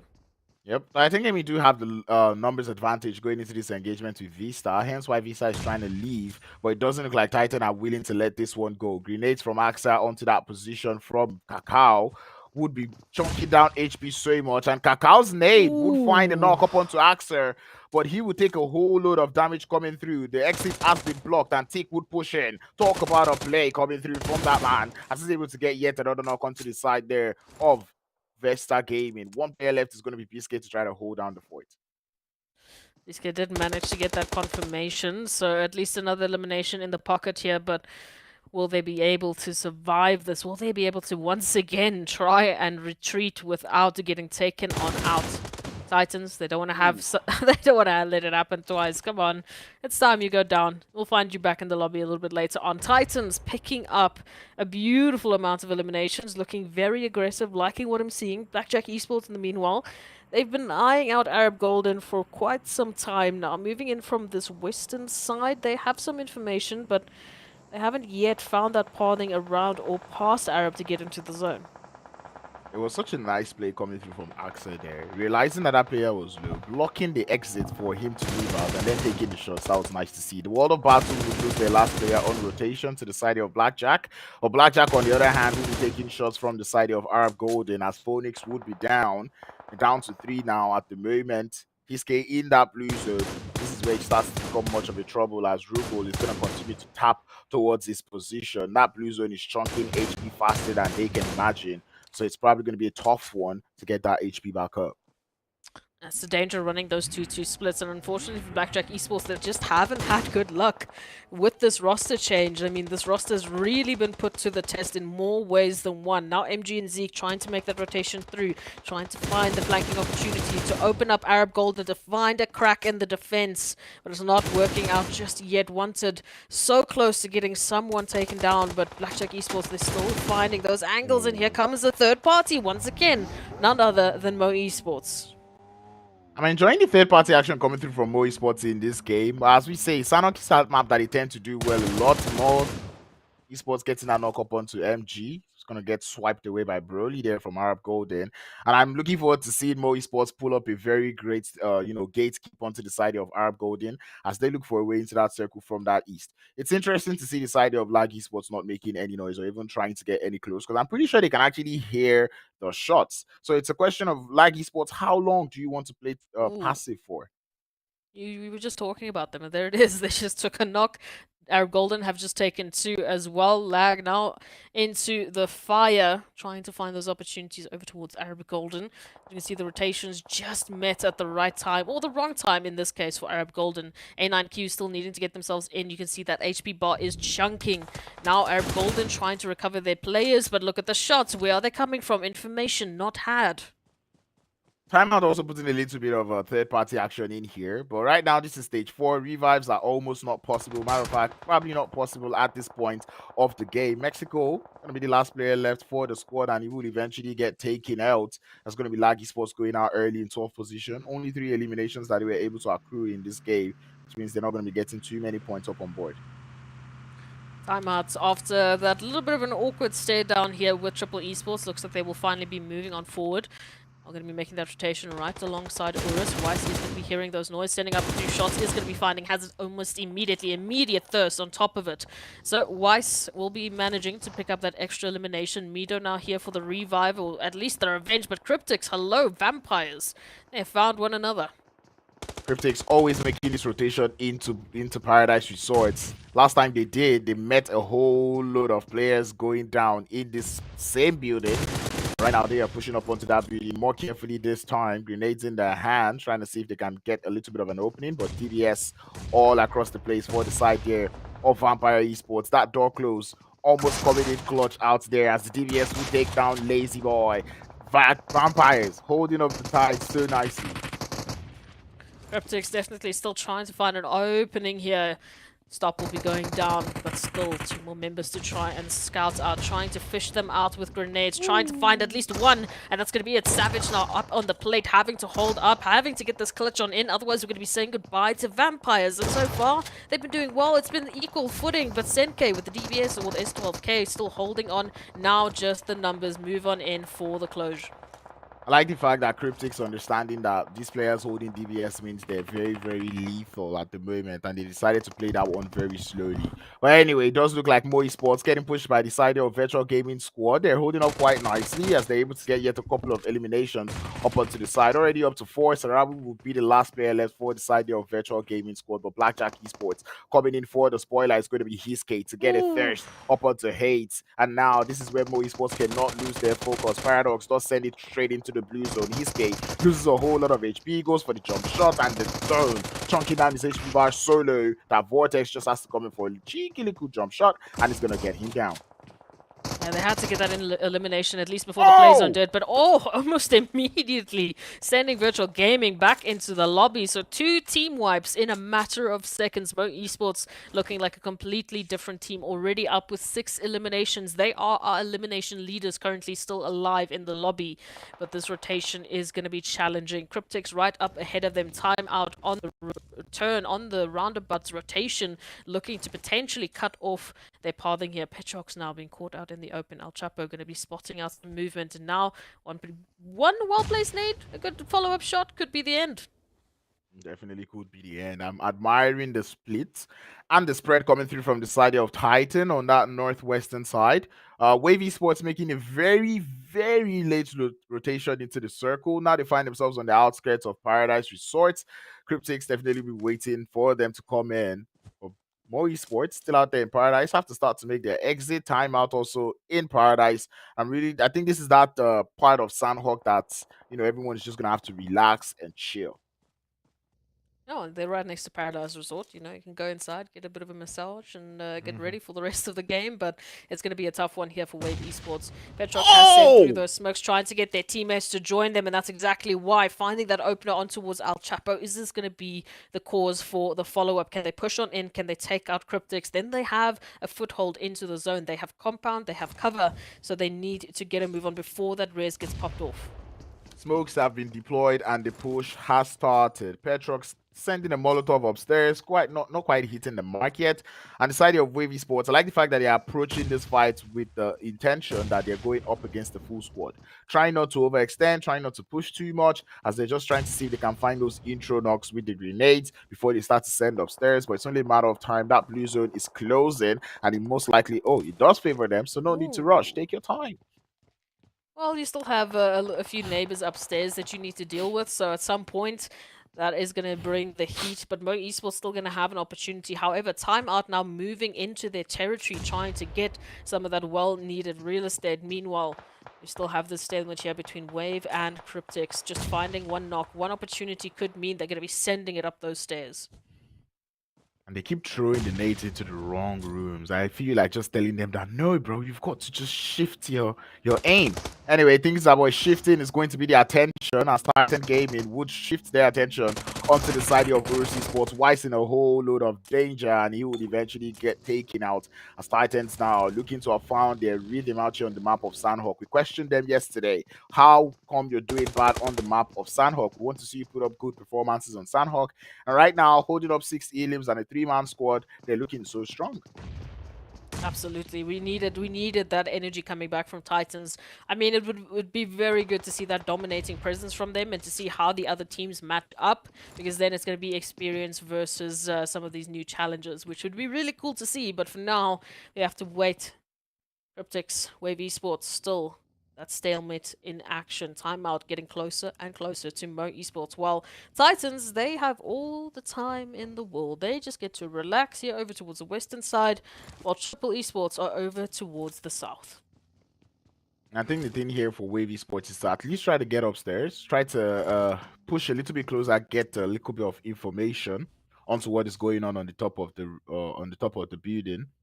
10K, like that position is holding, because if the Molotovs do come in, he's most likely not going to get into it unless he jumps on there. Triple Esports still alive in this one way or the other, as they do look to face their attention onto the side here of Timeout. Yeah, they're making that rotation in, and once again, they're having that stare down with Timeout. What are the odds that they have just rotated alongside each other, time in and time out? But now it is a 2v2, so they have that equal opportunity. Mo Esports going to be once again the third-party Angels, although this time they're going to be punishing Timeout. 6 eliminations already onto the side of Mo Esports. They're still looking strong, even as a 2-man squad. Titan Gaming now spreading their wings all across Paradise as they're looking to hold such great performer positions. And I feel like at this point, Titan Gaming already knows that every other person that's left in this circle is somewhere around Paradise and the outskirts. Hence why they have 3 players just around, trying to gather information from every single possible position. And this is where Wave Esports might start to regret not pushing up to the top of that building as soon. I mean, this is the only time. This is one of the few teams that I'd be like, why are they taking a 1-1-1 split? I mean, who is crazy enough to do that? Well, Titans. We have seen literally individuals take out entire teams before, and now Puncher looking to do the same over towards Wave. They took way too much time here with CRYPTICS, and now it's going to be Titans to try and close this one out. They are decimating everyone who is trying to come out of that little building. CRYPTICS will be the first to go down as Wave Esports make their way to the top of the hill. Petrox trying to see if he can find an Orca. Stick would be the last player left, at least on this front, for the side there of Titan. Actually, for Titan Gaming in general, as P6 has been felt by the side there of Triple Esports. Mo Esports trying to see if they can come in for the third party. But I don't know, man. What boy can he do? Paradox is the last player left. It's all solos left. Wave, Petrox getting chased by that blue zone. Has to go for that full send up onto Titans. The jump shot would send him back to the lobby. And Triple Esports, good boy, definitely saw that trend, sending in some grenades as the blue zone starts to chunk the HP off Mo Esports. This is a 1v, potentially 2, potentially another 2 situation. Titans got that res on up. Triple Esports trying to do the same. Paradox just out in the blue, stuck between a rock and a hard place, quite literally. So not sure if they're going to be joining the party anytime soon. They might have to just stick it out in the blue. But now it's the Titans and the Triple who are going to be taking this winner chicken dinner. It's interesting to see Triple Esports to have survived this long, but the Titans have got the momentum. They are going in for that push. Old boy in a whole load of trouble as the pre-fires will come through. HP chunks very low. The jump shot to take him down, but Thor is good for the trade. But he has to go up in that 1v1. Reload has to come through as Paradox now would coming for the third party. Gets the thirst. Mo Esports already up to 7 elims. Paradox now, he just wants to grab the thirst. That is all he's fighting for. Taking in some shots towards Ponchar, he would get the thirst. And he's now up in the 1v1. Up against Titan Gaming. Pull through. Paradox loses a whole lot of HP down to a slither. If I scream his name too loud, he will go down. And Tick realizes that through the 3 will get the knock, and that is Titan Gaming securing the chicken dinner out here in Sanhok. Man, oh man, what a surprising Sanhok. I mean, I was I was saying, Mo Esports, Sanhok, maybe we're seeing some of that celebration, but Titans back on Sanhok with that energy, 11 eliminations towards the end. There might be a little bit more, I lost count, honestly. With all of the chaos in those final moments, Titans definitely back a very good energy and already doing much better than what they did yesterday. And speaking of energy, I like the energy that Mo Esports actually brought into this Sanhok game. You could tell that they came into this Sanhok game with the energy of third party. All they did throughout this game was third party, gatekeep, and this was just nice to see. And towards that last fight, we could just see there, like Paradox, he was just out here looking for those elims. He just wanted to grab the elims as much as possible because it's like, going up in that 1v1, maybe that is not my strongest suit. But ultimately, it was a good game for the side here of Mo Esports, but still, Titans. I'm just saying, all of our predictions, other than Rad, we'll leave that one on the side, got to the top 3. So I'm just saying, Sanhok, what can we say? But predictions aside, these teams definitely are stepping up the plate. We know this is a very, very tough week for any team to try and still find points if they want to get themselves qualified for those final slots. And a team like Titans definitely doesn't need points, but it's good to see them still applying that pressure onto the rest of the teams. That Sanhok game was absolutely mad. Let's go and take a look at the recap.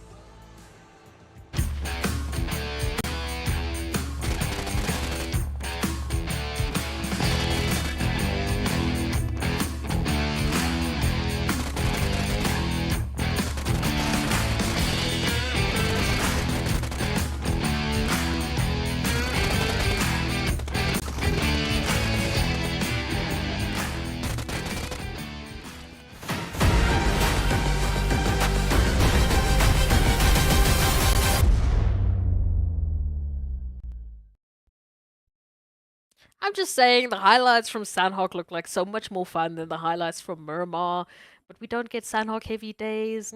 I know it's not too great for the team, but it'd be very entertaining to watch. Sanhok was an absolutely fantastic game, and we have to take a look at those match rankings to see where everyone ended up and ultimately who took those top slots. Yeah, I feel like Titan Gaming, it's undefeated, 12 elimination points going across the board as we see them grab 22 total points. Mo Esports in second place, able to grab 15 points up on board. And look at that, every other person has just little amount of points. I mean, Timeout in third with only 8 points, Triple Esports with 7, CRYPTICS with 6. Vampires slowly but steadily putting numbers up on board. Oh, absolutely. I mean, they really started off well with that engagement against Ra'ad in boot camp. I mean, the fact that they won that out with pretty much next to 0 losses and then making those moves on in, it was so good to see. But I have to agree with you, the energy that Mo Esports are bringing to Sanhok is so fantastic. I mean, they are taking in much tighter rotations, they are taking in a lot of more third-party opportunities, they're picking up eliminations as they're making rotations. I just want to see them do that on the other maps, especially on those Miramar. Since we have that Miramar heavy day, I feel like we could be talking a whole different story about Mo Esports if they clearly have the capacity, they have the ability to put up numbers. We just need to see that consistency move in. Yeah, and with Virtual Gaming Squad actually putting up numbers on board, it starts to become more and more of a task for Mo Esports. As we said yesterday, Virtual Gaming Squad is that team that is on 16th position, which is what the side there of Mo Esports, Vampires, Smash Team, and the side there of Timeout are looking to climb above. And right now, Timeout do seem to be giving up pretty impressive numbers. But if Virtual Gaming Squad continues to put up numbers on board, it just becomes more of a task for these teams. Absolutely. Again, trying to fight into that entryway. The teams are going to keep moving, whether you move or not. So, as we move on to that second page, for Wave Esports, I feel like it was so close. It could have been a completely different story if they had managed to take that engagement with CRYPTICS much sooner rather than later. But alas, that's just how the cookie crumbles. And for some of the teams, it's not cookies that are crumbling, it is donuts that are crumbling. The World Battle and Ra'ad will be our 2 customers for the day, but thankfully, they were the only customers on Sanhok. Yeah, so far so good. We've only been seeing 2 teams per game, which is pretty much a nice average. Vista Gaming already falling. This is the second game of the day, and they've not been able to quite put up impressive numbers. I'm not liking what I'm seeing. We wanted to see that consistency from yesterday, and we're not really seeing that consistency coming through from this team today. It's a bit of a worrisome ideal to see. Like we said, it's the consistency from Vista that really capitalized them to the top of the overall standings yesterday, and now it's just nowhere to be seen. But there's still 3 maps left for the day for all of us. Well, we'll have to wait and see how many Vista opportunities they do get. Black Hand, on the other hand, they were the other team that we were highlighting as someone that, could have brought in a much more consistent performance. And they obviously didn't get to play that Sanhok game. They're going to come back now for the next helping of Miramar. And we know they have been showcasing a lot more of that explosive potential. So, Mr. Gaming, they need to be careful. They might be saying goodbye to their first slot opportunity. Yeah, I mean, and right now with the way Titans is climbing up the board, and now we're heading into another Miramar that Titans would play. I don't know, man. Vista, that #1 spot is very shaky. It's looking scary, it's looking dicey, but it's spicy, and that's what we want from PUBG Mobile. So, again, go fill up those drinks, go fill up that popcorn. There's a lot more action right around the corner, but first, we're going to take a quick break. We'll be right with you.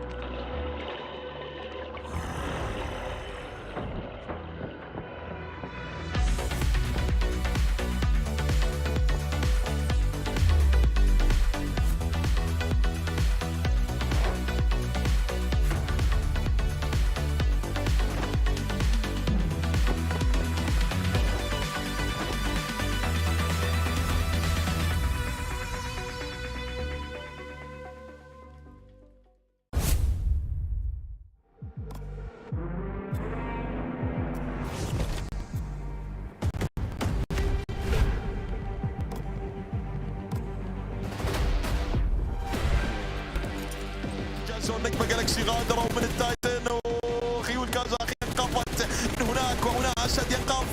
نعم سباسيال مزيان يا مارشال مزيان إلى هذا الزون يحاول أنه يدخل زون، لكن خلينا نركز هنا مع هذه الفايتات. بسيخ بإصابة ثانية مؤذيتين بإصابات مؤذية في صفوف الشاذوين المكشوف. يا الله يغادر على يد الأيت بيبدأه. لا لا لا لا لا لا لا لا لا لا لا.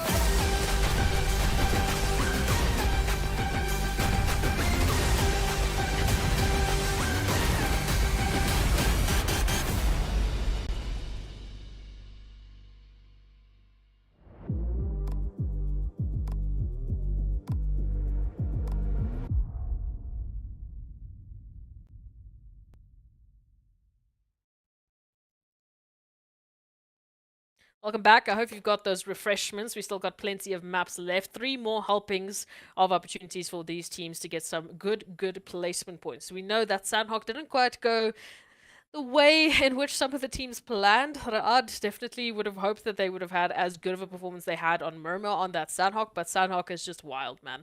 Honestly, it brings in some of the best and the worst of us at the same time. Mo Esports, though, we've spoken about this. This energy they bring on Sanhok, it means they can do it, Crowns. It means they know how to do it. Why aren't they doing it on Miramar and Erangel? And I feel like Sanhok is that chaotic map, right? And Mo Esport happens to be that team that knows how to capitalize on that chaos, right? So whenever everyone is going at it, Mo Esport is like, hey, we're here, just ignore us. We're just going to take a couple of eliminations here and there. So, yeah, stuff. But come on, we've got all of that chaos on Erangel, we've got all of that chaos on Miramar, especially in this week. I feel like if ever there was a week for Mo Esports to rise to the top to get those placement points those elimination points, it is this week in terms of the chaos. But hey, at least they're doing it on Sanhok. I want to see them do it on Miramar, especially now since we're going back to Miramar. There is an opportunity for them to still do it because Group C will obviously be sitting out, that being Vampires, The World of Battle, GREEDYFORKILLS, and URUS. Group D coming back into action. Black Hand, RUKH Esports, Smash Team, and the Mind Weapon coming back to play this third game of the day. We're heading back into Miramar again, and I just can't help right now. My prediction for this Miramar game, I want to say Blackjack, but I think I'm gonna keep my money on Wave Esports. I would like to see something coming through from Wave Esports. Like I said, that Sanhok towards the end there, I thought it was going to end up a little bit differently because they had that information on CRYPTICS. They were looking like they were going to force them out of that issue, take that compound, and then maybe we could have seen a different finish, but I don't know. We've also not really had anything from the likes of RUKH Esports.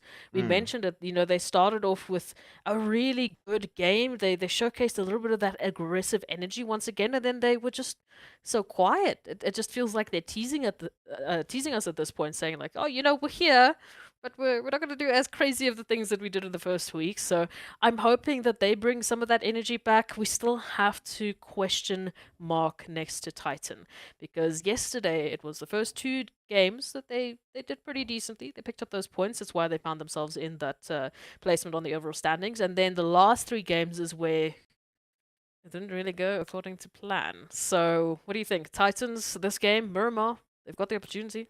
Yeah, hence why I didn't actually predict them for this game, because I'm like, given what we've seen from Titan yesterday and the way they've been playing, I'm like, no, not the way they've been playing. The way they played yesterday is why I'm not really going to mention Titan gaming going into this Miramar game. I feel like this is probably one of the second Miramar games where they're going to not be that Titan gaming that we know. But I feel like, I don't know why, part of me just feels like Wave Esports have been inching closely to a chicken dinner.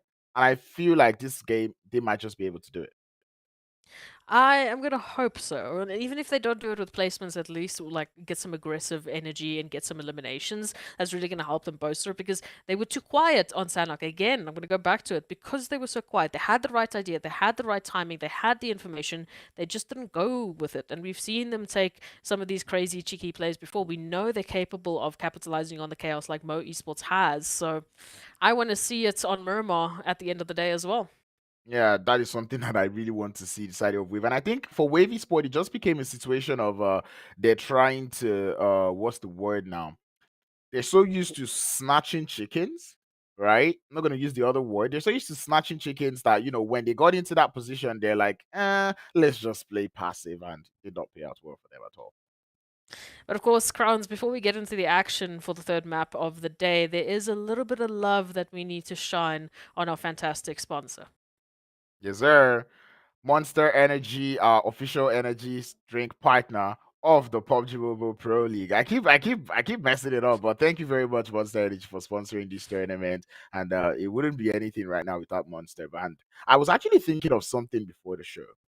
Think about this, visualize this. A Monster Energy drink skin for the Monster truck. I've seen it before. Like, legit, they had like a little cup holder for all of the energy drinks in the game. I legit have seen it before. Hey! It was so good. I'm actually, now we just need to get it in the game, no? Yeah, permanently, like a permanent addition, you know. Hunch, hunch, Yeah. nudge, nudge. Uh, Whoever has the power to make that happen, cuff, cuff. Cough, cough. Listen. Anyway, welcome to Miramar, ladies and gentlemen. We do have that playing part taking us all the way from that eastern edge of the map, taking us all the way to the north of La Cobriera. And this is one of those relatively nice playing parts. I feel like Los Leones people will be a little bit happier today. Every other team should be fine with their drop location. We'll be seeing yet another trailer park landing coming through from the side of Titan Gaming. I feel like every other team should be quite all right. They should be able to get settled. We're gonna bring in some of that action now. That drop site is gonna give ample amount of opportunity for the teams that are heading into that northern reach of Miramar. So a good amount of travel time that's gonna be cut down for them. So that means more boots on the ground. But then this is a thing with Miramar that we've seen time in and time out, more so than any other map. Flight zone or the flight path is on one side of the map, and the zone goes to the complete opposite end. And now the teams who were thinking of going to the north might just have to turn around. No, I was just about to say congratulations to these teams. You know, the playing path is very good. It works out well for them. But the zone goes psych. Nope. Goes down You to the thought? south. And right now, I really want to see how these teams would play. CRYPTICS would be happy about this one. They happen to be that team that likes to play on that southern edge of the map, which means this map or this zone going towards the south wouldn't be something that would pose too much of a trouble for them. It's going to be much of a trouble for teams that are out there on that north. Titan Gaming, Smash, Raad, even up to the side of the Mind Waypoint. I feel like these are teams that would actually have a little bit of trouble making it into the circle.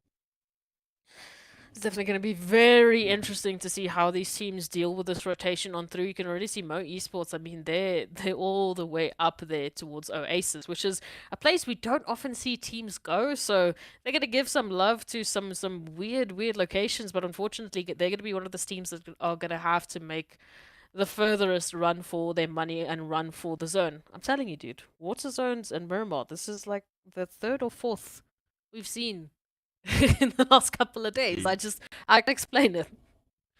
I mean, you should be able to. This is the East proxy zone, you know? It's the S proxy zone. It's that zone that, just pushes everybody to the water, making things a little bit uncomfortable for us. Question is, how long are we going to see the water come into play in this particular map? We already see it already having about 10-20%ish, which means the next zone shift may or may not favor it, but I'd like to see CRYPTICS out here not in Chumacera. That is quite surprising. I thought they would find vehicles and head all the way to Chumacera, but it looks like they will be giving it a little bit more time today, playing around, trying to find a little bit of scrappy loot before they make it in there. Absolutely, and I mean Titans, they're all the way up towards the top of Trailer Park, so they're one of the other teams that we normally see towards at least Val del Mar, potentially even Minas del Val, but nope, because of that fly path, that's all that it is. Honestly, that the teams they looked, fly path was there, they had to make a call. They were not going to be expecting that zone to take all that way shifting towards the south. So we'll see. Los Leones at least still has its usual suspects, Blackjack Esports, Wave, and of course the likes of Arab Golden. And we'll see if they're going to be keeping that neighbor treaty or if any chaos is going to happen in those apartment buildings. But for now, all of the teams just needing to get their loot on up. So now, this is where we need to pose the question to you, Browns. Position in zone.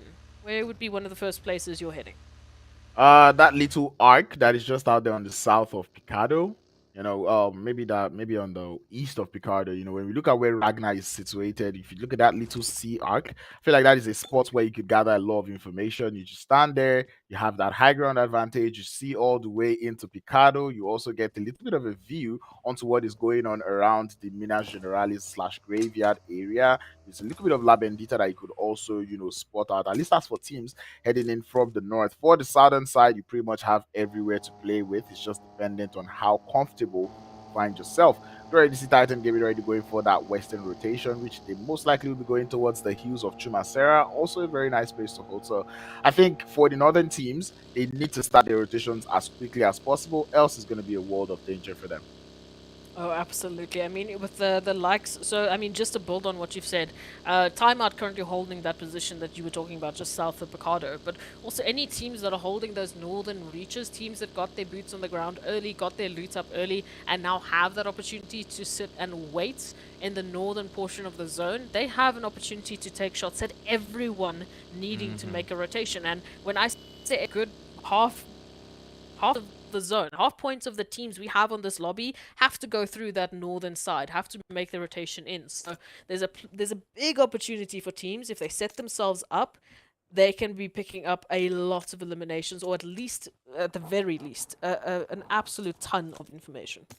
And this is where I get worried about Mo Esports. And in case everyone is wondering, oh, why are they giving so much love to Mo Esports? I think if you watch the previous phases, you would actually understand why Mo Esports is actually receiving this much love. But Mo Esports is a team that right now I'm very curious to see how they would make this rotation into the circle. They happen to be the furthest on the north, which means as they're rotating into the circle, they're probably going to have to drive through the side of Black Hand, Virtual Gaming Squad. There's going to be Smash Team in the mix. Vista Gaming also around there somewhere. There's even Timeout too. So that's quite a lot of teams. And it's a problem, right? And we said it. They were one of the teams that had to take the furthest rotation. They were in the most northern reach of Miramar. Places we don't see teams go almost ever. I think they're one of the first teams that I've seen actually drop in Oasis, if I'm to be honest, at least in PMPL Africa. So yeah, they have a very far rotation. I can also say the same for RUKH Esports. Heading through from Tor Al Humada, they also have a very far rotation, and that rotation, the longer you take, it's just you're giving more time to the rest of the teams. You're exposing yourself more to the surrounding teams, which is always a problem, and it's always a bit of a worry. But Wave here, over towards the southern portion of Los Leones, it looks like they've taken this whole idea of giving space to their neighbors to a whole new level. It's interesting to see Wave Esports actually being the first team to leave Los Leones. Normally, we would see Blackjack be that team to get out of Los Leones first. But for some reason, they've decided to stay in Los Leones for quite a while. And I guess it's probably because the zone still has a large chunk of Los Leones. There's still that little chance that we might be getting the city finish. So I think they're willing to take that gamble. But the thing is, if all of these teams who really like to send towards the center of the circle start to head towards that center circle, it becomes a problem to leave Los Leones. It does definitely become a problem. And again, rotations, all of these teams are setting up some sort of a trick, some trap they are waiting to get utilized. We do have the likes of Triple Esports at least, slowly but surely getting closer to that southern portion. Titans also making the rotation into Minas del Val. So we at least have a little bit of love for the southern portion of our map. We can see it right there. And Rad might be joining Titans. We'll have to wait and see if they're going to continue on that rotation, waiting for this next zone shift. This is fun. This is now where things get fun, because that little island, again, we don't go there often. We don't go to Los Higos often, but it can happen. We can see this zone shift all the way to the south. Yes, this is your fault. We still have water in the zone. And I feel sorry, but I'm not sorry. I feel like this is going to be a fun game for the likes of CRYPTICS. They do look to find themselves on that northern part of the circle. And like I said, this is pretty much familiar area for the side here of CRYPTICS. But when you have Titans who also have this place as familiar area, also around that side of the map, it becomes a little bit of a trouble. Right now, I really feel bad for Raad because they're the ones that find themselves in between two huge Miramar giants going into this game. But like I said, the rotation for the teams from the north just continues to get harder as this zone shifts. Oh, it's so much chaos. I do feel bad for the players. I do. I promise. But it's really fun to watch. So I'm also not sorry. But I'm sorry that I'm not sorry. But hey, it's fine. They'll deal with it. I don't have to deal with it, at least. We've got the rest of the teams now moving into towards that northern side. Ra'ad, as you mentioned, currently sandwiched between Titans and CRYPTICS, trying to take a bit of an off-angle approach into the zone. And unfortunately, that off-angle is going to lead them straight into El Chapo. It doesn't look like the shot is going to connect. I don't know if Azem is going to make it. Ooh, but the backup, that might give them the opportunity to try and make this rotation as safely as they possibly can. Well, now backup needs backup as Ghazi just get uprooted from that vehicle by Lazy Boy. And this is just, a huge sacrifice coming through from the side of Ghazi. I enjoy it, but I enjoy it in terms of it works because you're looking out for your teammate. I don't enjoy it because man's just got taken out. Yeah, I gotta say goodbye to him. But he laid on his sword for his teammates. They will go on without him. And we'll have to wait and see if RUKH can turn this Miramar into anything successful. They have managed to at least get past CRYPTICS, so they have opportunity towards that center portion of the new zone. Black Hand, also, this is still all the way out in the blue, and they still have the likes of Mo Esports moving on into their territory. And this is what we're talking about the northern teams having a tough time with the rotation. I mean, Black Hand, Mo Esports, Virtual Gaming Squad all find themselves on this northern side, trying to make it into the circle. They're still in the blue zone. They're barely in Picado. You know, there's shots going out everywhere. And now Black Hand would be the one suffering the brunt as they would eventually lose all players. All players done and dusted. Mo Esports with 3 elims. You love to see that one. But Black Hand, donut shop. Yeah, donut shop indeed, and it sucks because it's literally you're just rotating. You're not even getting an opportunity to take that fight. But that's why we said rather just opt for that early rotation. I mean, find another place to get some loot going. That zone is going to center up, so we still have some water in the mix, but at least we're not heading towards that Los Higos island. So CRYPTICS, Smash has been one of those teams that moved on into this territory quite late, but they are going to be greeted with Marshall, which is an extra elimination they can add to the tally. CRYPTICS now already starting to play that very, very wide splits that we'd always see from them. It's getting concerning. They do lose one player, and it doesn't even look like anyone was close enough to, give that much of the support. But still, everyone still has to make it into the circle. TIMEOUT's looking quite confident. Same thing can be said about VISTA. But man, the amount of teams in the blue zone is getting me worried. Yeah, that blue zone, we know that blue zone has, it doesn't have its own KDA, but if it did, it would have one of the best KDAs in this game, because time in and time out, we have to say goodbye to the players. It's too consistent, and unfortunately, players get forced out on the outskirts. You take too long, you're just going to get gate kept. We can see now VISTA, they thankfully have made it into the zone, but they immediately go into an engagement here with Blackjack Esports holding a little bit more of a central position, at least closer to center, as we wait for more teams to move on in. And again, that northern side, the western side of the zone is where all the action is going to go down, because we still have a flood of teams running to get into zone. A lot of bandages would be used in this game. I really wish I could see the statistics about the meds that will be used throughout just this game alone, because I'm pretty sure it's a lot. Speaking of statistics, we're looking at the side of Titans earlier. They're averaging 7 eliminations per game on Miramar. That is crazy numbers. Last time we saw these type of numbers in the first week, but from other teams it started to trickle down as we went from week to week. But Titans, they just seem to stay consistent. Yeah, they're back again. I mean, if they can make this game into something, at least just something positive for them, then I would hazard a guess and say that weird quiet energy we saw from them yesterday might be gone. But CRYPTICS, they might be the other team that might be gone, but not in the positive manner. Unfortunately, being reduced down once again, losing players left, right, and center, and now they only have 2 to work with.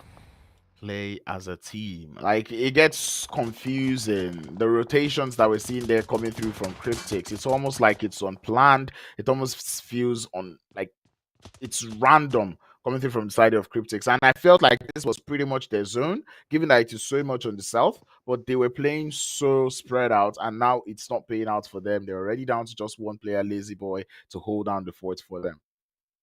Yeah, it's tough. I thought they were at least down to 2, but I was lagging behind there. Lazy Boy is going to have to, well, try and do what Lazy Boy does best. We've seen Lazy Boy clutch this out before, but that was in a 1v3 scenario, and there was a lot less teams in a lot more space. So now the ranks have just moved on up. Virtual Gaming also taking hit after hit. Mo Esports still just sprinting, trying to get themselves in. At least Hansley is inside the zone trying to scout out an area, but they have to hold up their own against Titans if they want to stay that way. And you can already see that Nox moves on in. Paradox, the only member still up in Adam, and they are still out in the blue. It's a lot of trouble. It's a troublesome rotation for the side of Mo Esports that they're not even able to make it into the zone as a full squad. And now they've lost pretty much all their players. They do have a couple of eliminations to speak of, which would help them in the long run. They just have to try to back it up with a little bit more placement points. But this was pretty much unfortunate given that heavy zone shift. But anyway, Teak would get that introduction knock onto the side of VGS, gets another knock to go through, and is down for 3 pace. And this man continues to pull up. Teak OP, don't play. That's what I said. Titans, they're just so confident. They let one player take out entire teams, and here it is, Teak just taking out the entirety of virtual gaming. Like, I don't know. I don't want to insult virtual gaming because that was just, I don't know even how to explain how Teak managed to do that, but they did. And now Titans reigning supreme here with 5 eliminations, the highest in the lobby. Only one behind them. It is Mo, but my esports already reduced down to only Paradox. Paradox did make it into the zone, but again, it is these solos that are going to have to carry it out. And one of the solos, CRYPTICS, I'm going to have to say goodbye to. It's becoming dangerous, the amount of space that Titan is having on that western edge. And this is Miramar No again. one's touching them.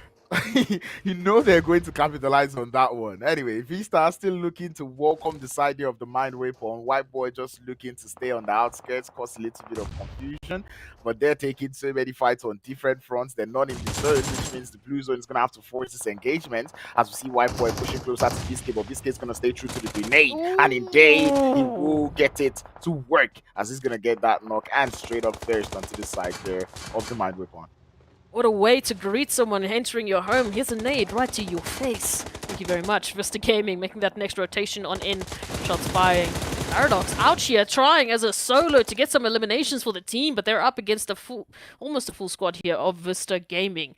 A 3-piece now. Mazzaro holding on, sending through a little bit of utility. That blue zone going to be forcing the issue. Paradox out in the open. No cover to speak of. And slowly but surely that space is running out. He got it. Mazzaro able to get that first aid up, but Paradox now finds himself in a little bit of danger as the rest of these are now looking to form up closely. And Mazzaro with a quick pick would send him back. 4 eliminations, 11th position, more esports. The run comes to an end in this game. It's definitely looking a lot healthier. It's not quite the Sanhok performance that they're bringing to Miramar, but it's definitely an improvement from what we've seen previously. Now, looking at that zone. Oof, it is looking spicy. Still have some water, but I'm expecting a little bit of a send up unless we are going all the way to the south, which is going to be tough for these teams now to work with that edge line. So if we do head towards Titans, however, that terrain is going to be delicious. I'm going to say there's still a little chunk of water, or there's a little bit of water. Tiny, it's like just to dip your feet in, you know. If it's getting a bit too hot on Miramar, you just quickly go dip your feet, cool off, get ready. Anyway, it does look like we have a full send up there on that northeastern edge. It's Blackjack sending it on to the side there of VISTA Gaming. BSK once more will be the last player left. And I've not really enjoyed, you know, this is what we said going into today's games, right? Like, we want to test VISTA Gaming and see how well they will play if they're not given that space that they want. And it does look like BSK is going for yet another nade onto the side there of Blackjack Esports. Would not get it to connect up onto Phoenix shots yet, but that man is getting bathed with it. All sorts of triples to his location. And MG's grenade would finally seal the works for the side there of Blackjack Esports. And VISTA Gaming not quite having the best of days today. No, not quite. And again, it could be with those VOD reviews coming in, or the teams have just changed up a few of those rotations. We know this map is a bit of an outlier just purely based on the flight path to the zone combination. A lot of these rotations are not going to go as these teams are planned, and unfortunately there's nothing that could have actually predicted that we were going to be dealing with such a sudden shift. But now, the teams that are looking to try and capitalize off of this absolute chaos is the likes of Titans and, of course, Blackjack Esports. Titans up with 7 eliminations. Triple Esports now trying to start picking up some of their own. But unfortunately, they fall down to Wave. Wave Esports have finally decided to wake up and stand up as they send the trouble towards the side here of Triple. Third party is really imminent. Old Boy will be the last player left for the squad, and he has to run and gone away from 2 teams. He's able to go to the bottom of the hill, find a little bit of a safe haven. For Wave Esports now, they have to go head-to-head against the side here of timeouts. They did get the knock to make things a little bit even, and Gaddafi now looking to lead the charge. Unfortunately, there's no real safe places here. This is all outside in the zone. At some point, you're going to give up that position. You're going to have to move on in. And if you're going to be trying to take this terrain, trying to climb it up, I don't know how Old Boy is going to get themselves out of this. But we'll have to wait and see. We do see that RUKH Esports are actually holding and waiting for rotations on the lower end of that coastline and RUKH towards the top. So timeout, wave, they need to get this fight over and done with as minimal losses as possible. But timeout have different plans. Timeouts really have different plans up against the side of Wave Esports. Ragnar now taking a lot of third-party shots as Wave Esports now. They need to grab a revive up as they're now down to 2. This is not how they wanted this push to go through, but they do not have a choice. The blue zone is not their friend at this moment as that grenade up onto one knock is good. Sends the vehicle flying but would not get the damage done. Emo very low on HP and he would fall. Ragnar is going to be the last player left to hold down the tides. He's got the DBS in hand. One knock coming through from the side would be able to get a knock up onto triple, but he jumps too early and goes down to Raad. This is the problem. Either you go towards the top points of this location or you go to the coastline. Either way, RUKH or Rahad are ready to greet you and will send you back into the lobby. Titans now feeling some of that pressure. Blackjack Esports have moved on into their territory. P6 on a sliver of HP. The rest of Titans trying to give them space, trying to find the angle back into the action. Puncher so far off. I don't know have the angle to back up their teammates. Nobody knows at this point. We're not too sure. But Titan Gaming have been having fun with the lobby. 9 eliminations to their name. They have a lot of space. And now they're on the north, looking to play gatekeeper onto the side of Blackjack Esports and Arab Golden. But Arab Golden now looking for a way into the circle. Through the smoke, Zeke would find the knock onto the side of Quality as they are telling him no to that rotation. Ooh, let's bring in some of this craziness. Arab Golden. They try to chime in, they try to jump in with the action, getting for a bit of a third-party opportunity, but Blackjack Esports had already backed off. And now, all that we're seeing is information given either side. Blackjack, once again, up for another attempt. They're doing this slowly. Blue zone right on their backs as they are heading closer and closer towards Titans. Maybe they edge towards Arab Golden and take them out instead. Pretty sure Blackjack Esports had the taps coming through from the side of Titan, so they definitely know there is a team right above them. What is surprising is the fact that they've not actually taken that initiative to try to figure out what team is actually up there on their north. They do go for that full send, which is very risky as we see MG already drawing closer to the side of Arab Golden. And right now, it looks like Blackjack Esports aren't even focused on the zone. They just want to see if they can get all the players there from Arab Golden out and done.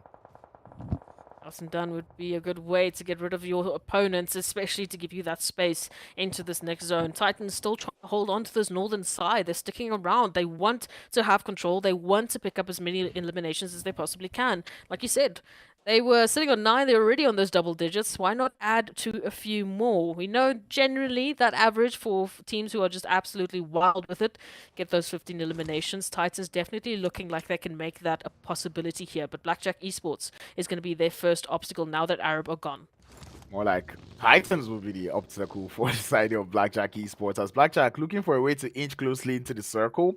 But I like the way Titans are taking advantage of the space. We see P6 just going for a very long split, and now he's going to prevent Blackjack Esports from having so much space moving to the circle. His angle now very paramount, and I'll be very intrigued and surprised to see Titan Gaming hold this one as a 2-man squad. P6 would get the intro knock up onto MG, putting that little bit of a pinch as he goes for yet more shots. Would try to find Zeke, but he would eventually fall to the third party from Raad, and Blackjack gets a little bit of a breathing space, but Puncher is here for the support. Zeke would fall, Puncher comes down, tries to find the knock up onto Zeke, and he will get it. Titan Gaming up to 15 or make that 13 elims, and these guys are on fire. I'm telling you, that 15 is looking sweet, but first we need to deal with RUKH and Raad. They have been the third-party punishers for so much time, but they haven't actually capitalized. I mean, you've got RUKH Esports that are sitting with 2 eliminations. You've got Raad sitting with 3. The numbers don't really reflect how much of a pain they have been to all of the surrounding teams. And now they are looking to take out one another. The Titans moving in from that northern side. We've got Smash over towards the west. Again, both of those teams are left their own devices. Now, RUKH and Raad. How would this one pan out? I feel like Smash Team also playing it very passively. They have so much space on that western side, and they're not capitalizing on it. They've just been waiting around. I get that they're a 2-man squad, but they still need to gather as much information as possible. RUKH Esports now finding themselves in a tricky situation as they currently do not have that zone. I feel like they have to make a move up to the top of the hill, look to take out the side there of Ra'ad from the top of the hill and not take the fight. Bronsberg, they did a little bit of a cheeky peek there, and they got a fade that they weren't asking for. Ra'ad now holding on. They found that first elimination. Now they need that information. Teams still making their rotations in. They know there was a lot of commotion over towards the north in the form of Titans, but Smash is still the question mark. They still are running this 1-1 split. As a duo, they're very far apart, and I'm still waiting to see how they're going to get themselves involved in this action. Now, they're so split apart. I really hope Smash Team has an idea and they know what they're doing. Titan Gaming looking to condense a little bit as now they're down to 2.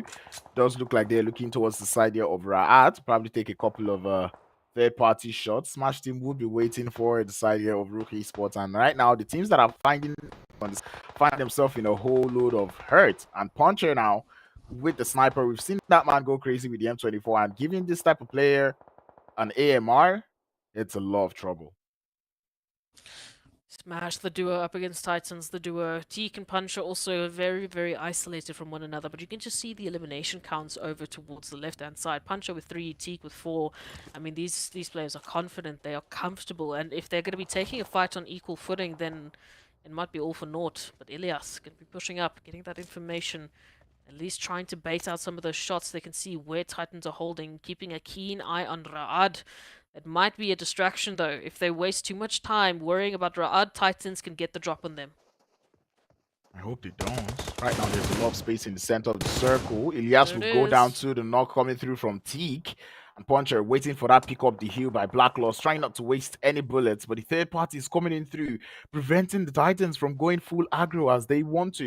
And right now, you could just tell that to an extent, it just looks like Titan is having fun here. You know, Puncher is just out here waiting for Black Loss to peek. He's like, you know what? I'm going to use this sniper. I want to get a knock.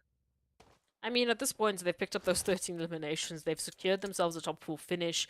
They have plenty of points they're adding already to a ridiculous tally just from today's games. I mean, they have been our leaders game in, game out. I don't blame them. I would like to see a little bit more of that momentum being shared for some of the rest of the teams, however, because they're definitely going to need it. This final zone is going to be tough. The terrain really, really not friendly to anyone. Black Loss just taking hit after hit, whether it be by a sniper. Puncher, what do you have in your hand? Did you see that? No. I saw a very terrifying sniper. It is the AMR. I'm looking forward to seeing him put it into work. RUKH Esports, though, I think the worst thing that could happen to Rami right now is if he falls. But anyway, the side here of Ra'ad now getting punished by the side here of RUKH Esports as they're losing players by the second. Down to just one more player to hold down the fort. And Rami, I like the fact that RUKH Esports are being able to hold 2 fights at the same time. And they're doing it quite all right. Ra'ad would go down. The grenade from Rami would send Black Lost packing, and Titan Gaming now lose 1 player, giving RUKH Esports now that numbers advantage as they're still up as a full squad. Tiki is the last player left to hold down the fort, and it's a question of what can he do against this full squad pushing up the hill. I mean, it's a 4v1 scenario. RUKH Esports, they're closing in on Teak's position. They have that information. Puncher is down. They want to go for a res at this point in time, but Teak doesn't have the time. RUKH, they are sprinting for this winner chicken dinner. Yeah, there's only so much you can do, Teak, as this idea of RUKH Esports. We begged them for a chicken dinner, and indeed they answered our pleas as they've been able to grab themselves this one out here on the map of Miramar. Hey, it's good to see a little bit of that chime in coming through from RUKH Esports. Again, I don't think it's going to be quite enough to beat our Titans just in terms of total points for this map, because I think they finished off with 15 eliminations. I think they made the marker there just towards the end. It was a little bit chaotic, but with that AMR in hand, Puncher was just an absolute menace to everyone on Miramar. That zone, that terrain, it was a fun zone, you have to admit. Yep, I mean this is one of the zones that we like because it starts to challenge the teams, right? You don't really see this on a daily, so these IGLs are, you know, kind of new to this one. At least now they know how they play these type of circles, because circles that go to the brown parts of Miramar, they're usually not, you know, the most common. No, but Titans, they're one of those teams that are incredibly comfortable towards those reaches. CRYPTICS didn't quite have the game that they thought they were going to. Like you said, with that zone, I thought we were going to be giving it up to CRYPTICS. I thought we were going to be sitting back, but it wasn't quite the plan. And again, all the teams that we would normally expect in these scenarios to be at the top, to be in the winning states, it didn't quite happen for them purely based off those rotations. Those rotations were wild as teams had to move all the way from the north to the south, drop everything that they were doing, drop all of their plans, take them out of the window, and unfortunately just run for zone. I think the most impressive team so far going into this Miramar game is actually RUKH Esports, because they were also one of those teams that were on the north. We thought that they were going to have a very hard time making it into the circle. But one way or the other, they were able to make that very long rotation and make it all the way to the southern edge of the circle, and not just do that, also get the winner chicken dinner on top. That is actually good from them. Let us see the highlights and see how they did it.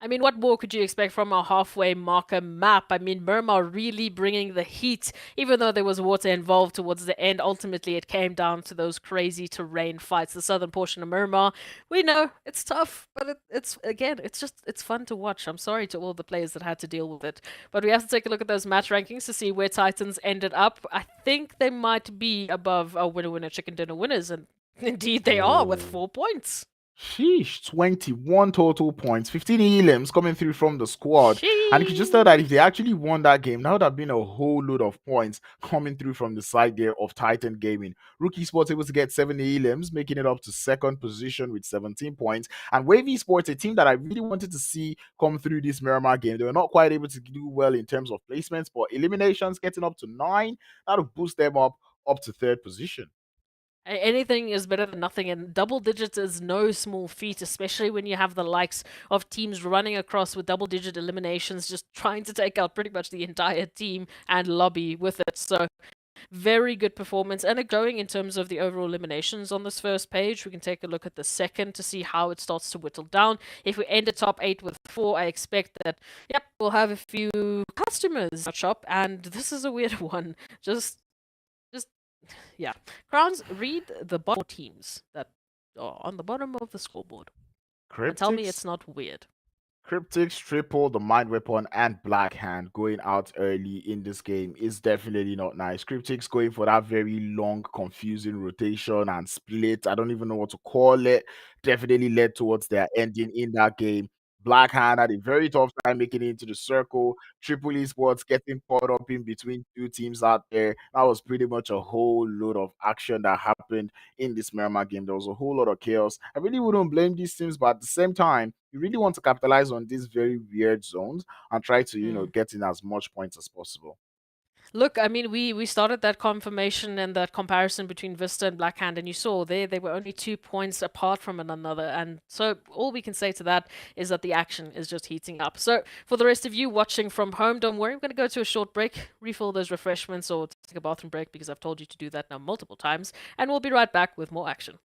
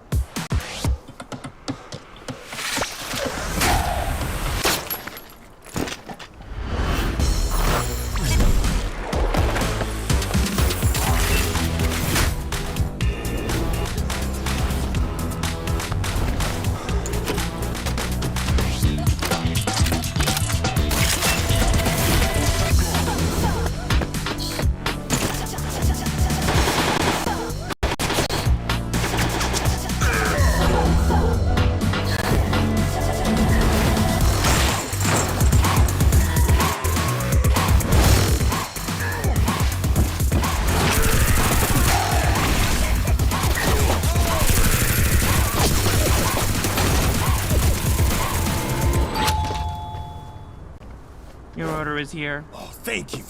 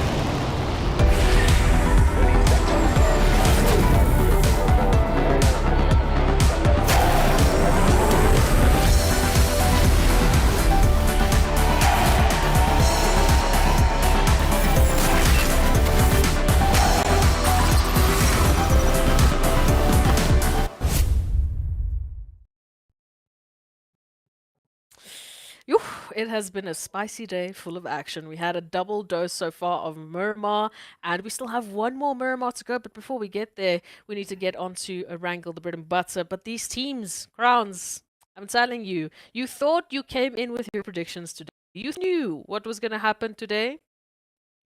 Unlucky, hey?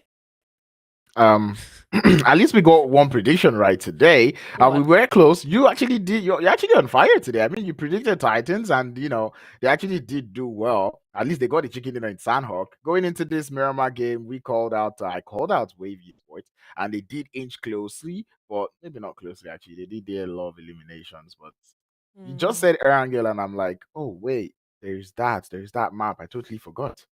Yeah, that's going to be the question mark now, because as we started, we said at the beginning of the day, we had Blackhand and we had Vista in our top 2 slots on the overall rankings after yesterday's fantastic performances, but we really haven't been seeing much of them today. And Titans, we have been seeing a lot of Titans, so much so, in fact, that, we'll keep the overall rankings as a bit of a secret for now, but we can confirm Titans have taken that top slot away from both Blackhand and Vista. Giving a little bit of that, give us respect. We have that PMGC experience. We are here. We have that title, and we're ready to try and keep it. I feel like Titan came in today and was like, well, we gave you guys yesterday to try to overtake us. That's the head start. And, well, you didn't take it. And this is where it starts to get crazy, because when we talk about head starts, we're talking about the head start and bonus points they get going into the finals. Imagine a team like Titans gets that bonus points to start the finals. It's going to be a mountain to climb for the teams. That's the thing, is they need to shut down some of these teams. Titans definitely has a target on their back. They have been doing things like you cannot imagine, bringing in points so much faster than any team did yesterday. So in terms of dominating spirit, they are definitely looking to be that. But what will happen in one of these last games of the day? Of course, Titans still joining us into this fantastic battle, but then they won't be playing our last Miramar of the day. So what will they bring into Erangel? And that is where I'm going to say, I feel like, given the day that Titan Gaming has had today, and given the fact that Triple Esports have refused to wake up today, I think I'm going to put my money on Titan Gaming going into this last Erangel game of the day, because I think Titan Gaming will want to end this one in a bang. And I think Titan Gaming is that team that once they start, they almost don't know when to stop. I have to agree with you in some regard. I mean, we started off the day, I'll just read out these numbers for you.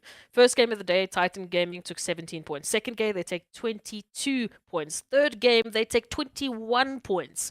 So at this point, even if they just grab like 5 points, like nothing really to talk about, they're still averaging about 50 points. I mean, we had Vista and Blackhand only getting around to 35. So Titans, they are looking for that number 1 spot, and that zone is at least going to be quite friendly to some of our teams. I mean, a very central flight path, a very central zone. We shouldn't be seeing any wild rotations as what we saw on Miramar. Final game of the day for Group A. I'm keeping my eye out on those teams. I like the fact that Wave Esports actually looking to go towards that actually make that Mo Esports, sorry, looking to go towards that quarry area, given that Triple Esports are not in the lobby. Rotation shouldn't be too hard for pretty much anyone, like you said. It's pretty much one of those easy zones, like I like to call it. This is a regular day in business in Erangel. Just a normal Wednesday on Erangel. Mm-hmm. Don't worry about it. Middle of the week, middle of the day, and we are looking to see what these teams are going to be bringing to it. Interestingly enough, we don't have a single team on military base island, which is quite bizarre to see. I mean, we have the likes of. I mean, just to throw it out there, Wave Esports, who do generally do enjoy that Novo position. They're this time just going to be avoiding it completely. And Vista, curiously enough, already finding one shot over towards RUKH. So that's a bit of a split that I guess they were not expecting.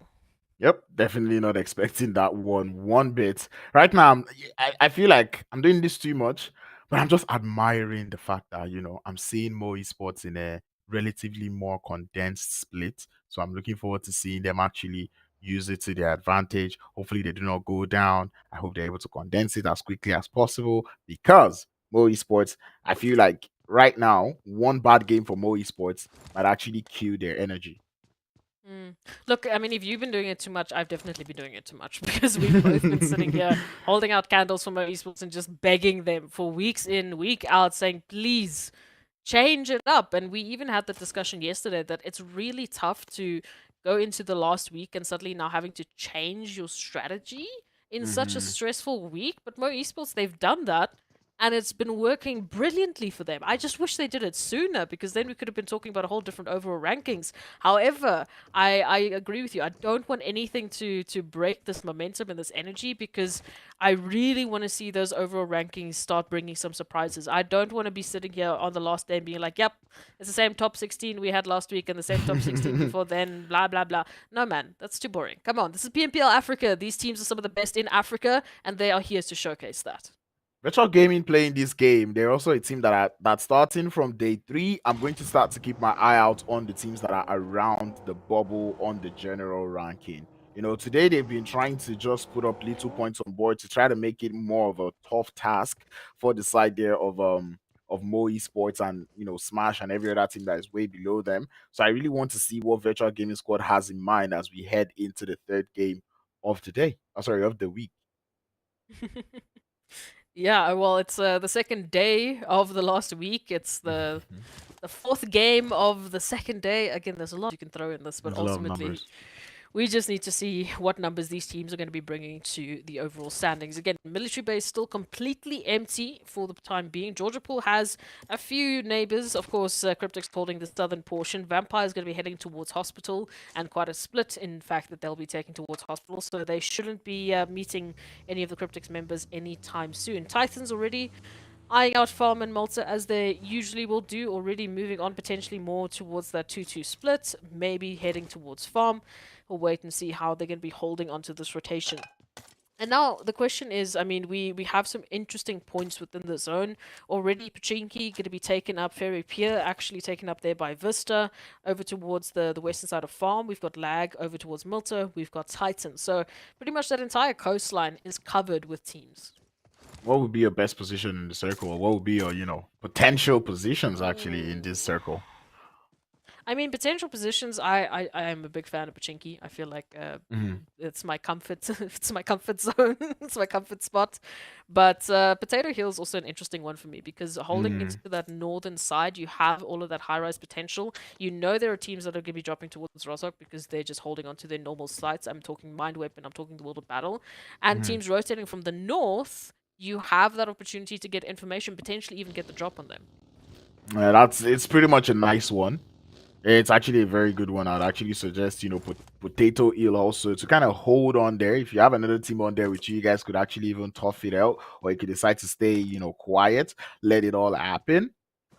It's interesting because I don't really see many of the teams here in this lobby actually play the Pochinki Hill so often. We've not really seen that come through. Right now, I've expected that, Wave Esports would be on that hill, because being there in this type of circle gives you a lot of view. You see into Pochinki, you see towards the open fields of Gatka, you can see close to, the road that leads to that military base bridge. So I think it's a position where you get to see and gather a lot of information, and probably take a couple of shots also. I'm really looking forward to seeing these teams try to understand how strong and how important of a position Pochinki Hill could be. It's going to be very interesting. We'll have to wait and see who's going to be some of the first teams to actually make that move on ice. I would have thought it would have been the Mind Weapon. With their current rotation, they definitely are heading towards the direction, so we'll see what's going to happen with that. But looks like they might just be heading past it. I don't know. Maybe they have their eyes set on some other positions. Shelter's still quite open. Again, I think Shelter is a little bit one of those like 50-50 positions. Like, yes, it gives you some of that cover if you're taking that initial fight, but if you get stuck there and it's not in the zone, good luck to you for trying to get out of there. I once saw a team actually park vehicles at the entrance of the Yeah. shelter and then exploded them, and then left a whole squad in the bunkers. And then No. I tell you, they all bled out to the blue zone. It was so funny, and then you could just tell the satisfaction that would come when you get into the circle like 2 zones after, and you're just seeing the kill feed reading. Blue zone knocked. Blue zone knocked. It was so, it was so But you don't get the interesting to watch. eliminations for that, so it's like, yes, you take out your competition, but you get no points for it. But then it works as intentional play, Say that was happening between say like yesterday with Black Hand and Vista. If one of those two teams trap each other, once they see that team going out, they know like, yes, that is our chance to actually rise up to the top of the board. I mean, teams have to take the opportunities that are ahead of them, and right now, that zone once again is going to be centering on up. So again, these coastal lines lag. I mean, they were one of the first teams here towards this position. Titans, we know no strangers to this area, but now this coastline, it is just going to be an onslaught of teams fighting for position, fighting for zonal opportunities. And it's going to be a very, very tough opportunity. Potato Hill and Pochinki, ironically, two sites that I called out, still in zone. Looking at the way this zone just shifted, I'm kind of happy I kind of picked Titan Gaming because they're looking good. And pretty much this is familiar terrain for this idea of Titan Gaming. And if there's one thing I actually want to say, whoa, there was that picture there all day long. Anyway, if there's one thing I know, right? If there is one thing I want to say, I was going to say the title of this phase. Like, if we're going to give this phase a theme, so far I think we would call it space. Because every team that we've seen do well so far, or pop off so far, they're always teams that know how to capitalize with the amount of space that they're given in the circle. So I think it would be nice to call it space. Well, it's also the teams that create the space, right? The teams that are picking up all of those eliminations towards the outskirts. Triple Esports has done a time in and time out on this map specifically. Titans did it just on Miramar now, where they were just taking out every single possible team on the outskirts and literally just claiming that entire western portion. And now, I mean, this is their territory. Farm and Milta has been their drop site, like I said, since last year. They have been here since day number 1. They are very familiar with this terrain, and now everyone is coming to their doorstep. You just tell Puncher, it's just like, okay, Do I not? Do I just leave him? It's a question of, is he gonna get thirst if he gets the knock? And anyway, he will take some shots to expose his position. And I think at this point, GREEDYFORKILLS would just be like, what a day to have a sniper. Because if they do have a bolt action there, that's going to be trouble for Titan Gaming. It would have been a completely different story, but we'll have to wait and see if any of those wonderful care packages are going to deliver us some of those fantastic snipers as we wait for it. Titans do find Alpha Luigi from Virtual Gaming, and Virtual Gaming immediately clap on back. So Titans, all of a sudden, the action was brought to them and they need to deal with it. So far, it does look like Titans are holding on. It's really looking good for them. However, do you see Virtual Gaming trying to make a dash for it, trying to get out of the situation? I can tell that every other team out here, Smash Team, Vampires, they're looking at this kill feed and they're like, yes, please, Titans, take them out. That is what we want. But up on the north, the engagements we never cease to see. It's going to be the side there of Black Hand going up against RUKH once more. And look at the amount of space that is available on that north. Potato Hill is actually empty. So empty. No one's touched it. No one has even tried to take hold of it. Well, People trying to take hold of things would be this compound as RUKH Esports is able to get that first knock onto the side here of Black Hand. REDOX with 4. Eugene very low on HP as the flank angle is coming through, but the grenade from Koa will get 2. One player left is Bronsberg, the designated flanker for that squad, looking to find an angle up onto Storm on the top of the hill, but I think that is just going to be Bronsberg getting out of dodge. Absolutely no. In this situation, just looking at longevity for the team, again, we've seen these solos do crazy things before. We've seen Lazy Boy literally clutch it out on Miramar. We've seen RUKH clutch it out on Sanhok, but we haven't seen yet that clutching out potential on Erangel. So who knows? Maybe one of the solos that we currently have could make it happen here. Greedy4Kills, in the meanwhile, they couldn't find a shot on towards Titans, but they definitely have a massive opportunity here towards Black Hand, pinning them down into this compound. That compound is actually quite easy to breach, depending on how many knocks you're able to get, and I think that's what the side there of Greedy are trying to do. Mitigation strategies coming through from the side there of Storm, having to find an off angle, because that really would help you in such situations. I think when you find yourself in compounds that are easy to crash and easy to push, you want to make sure you have at least one player on the outskirts trying to get yourself that off angle. MEA Esports did find themselves in a whole lot of trouble as they jammed against the side here of CRYPTICS. They're down to just one more player. Definitely not a good way to end today. Oh, down he goes. Causticus right there. Cough, cough. I haven't Anyway, spoke about him too MEA much. Esports. We did. It was our fault, and we'll take that one. Metro Gaming also eventually going to be sent on our Titans, though. The action hasn't stopped for them. They're now taking shots on in from the Mind Weapon, who have moved on into that territory, and slowly but surely Titans have been moving more towards the west, holding onto that zone. Greedy4Kills just right up ahead of them. Smash Esports here towards the west, sorry, the east and the west. I'm getting them confused. It's a fantastic time. Wave Esports going to be moving into that territory. Just below them, we've got VISTA, and below that, it is CRYPTICS. Is there something we're missing? Like, Potato Hill is still empty, and I at this point, I want a northern zone shift just because of that. Yeah, just force the teams to be like, you dare ignore Potato Hill. Well, now deal with it. Go towards the north. I mean, so many teams have been so close to it. Mind Weapon literally drove past it. Black Hand is on the cusp of it. They're just looking at it. I don't know if they're treating it like an Everest situation here where, yes, you get that elevation. There we go. Yes, you get that elevation, but you also have the danger that as soon as that zone shifts, you need to descend, ultimately exposing yourself. Well, teams out there on the west going hard at it as Wave Esports will start going toe-to-toe against the side of Smash Team. Ilias would be down, but here comes the rest of Smash Team as they try to find a little bit of support for their players. And this is quite interesting loadouts coming through from Petrox here. DBS and Mini 14? Huh. Yeesh. There's no mid-range. It's only close and it's far. That's all you have to deal with. Either you need to be kilometers away from one another, or you need to be right up into their face. But hey, if this is the playstyle that Petrox works with, then this is the playstyle that they will use. CRYPTICS now, that rotation there towards the west, they have wasted quite a lot of time just sort of duking things out here with Smash, and now with that zone shift, they're thinking, okay, maybe this is not what I need. We need to get ourselves a good position into zone, and slowly but surely that space is running out. Yeah, really, really running out, especially given the fact that everyone is towards the center, south, and western edge of the circle. There's a couple of teams who are still looking to enter through that west, and I'm really looking forward to seeing how well they're going to do it. We already see the rotations getting started. VISTA Gaming on the move. CRYPTICS trying to trace them out, but they seem to be fine for the time being. But it's going to be a lot of trouble. Actually, VISTA, they want the smoke. They're coming for the push, but Senke is not having it as he's going to get the first 2 knocks. VISTA Gaming choosing the wrong time to go for a full send as they decide to pause their rotation. This is so much danger. Wave Esports is still involved, as you can see, just on the horizon. And VISTA, they do immediate turnaround. I don't know if it was intentional, just a last minute. Well, let's try and see what happens. But, Lazy Boy, CRYPTICS, Senke, they are just on a whole different level in a matter of seconds, picking up 5 eliminations.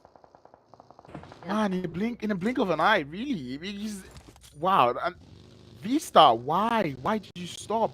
Continue your rotation and they would eventually get taken out. They are playing with the top of the leaderboard right now and they cannot afford to. But anyway, everybody does seem to want to send towards the center of the circle. Raad holding a quite good position. Same thing can be said about RUKH Esports, who are just very close to them. But RUKH do not have that numbers advantage as everyone just keeps scrambling and looking for a spot in the zone when they could have just gone to Potato Hill.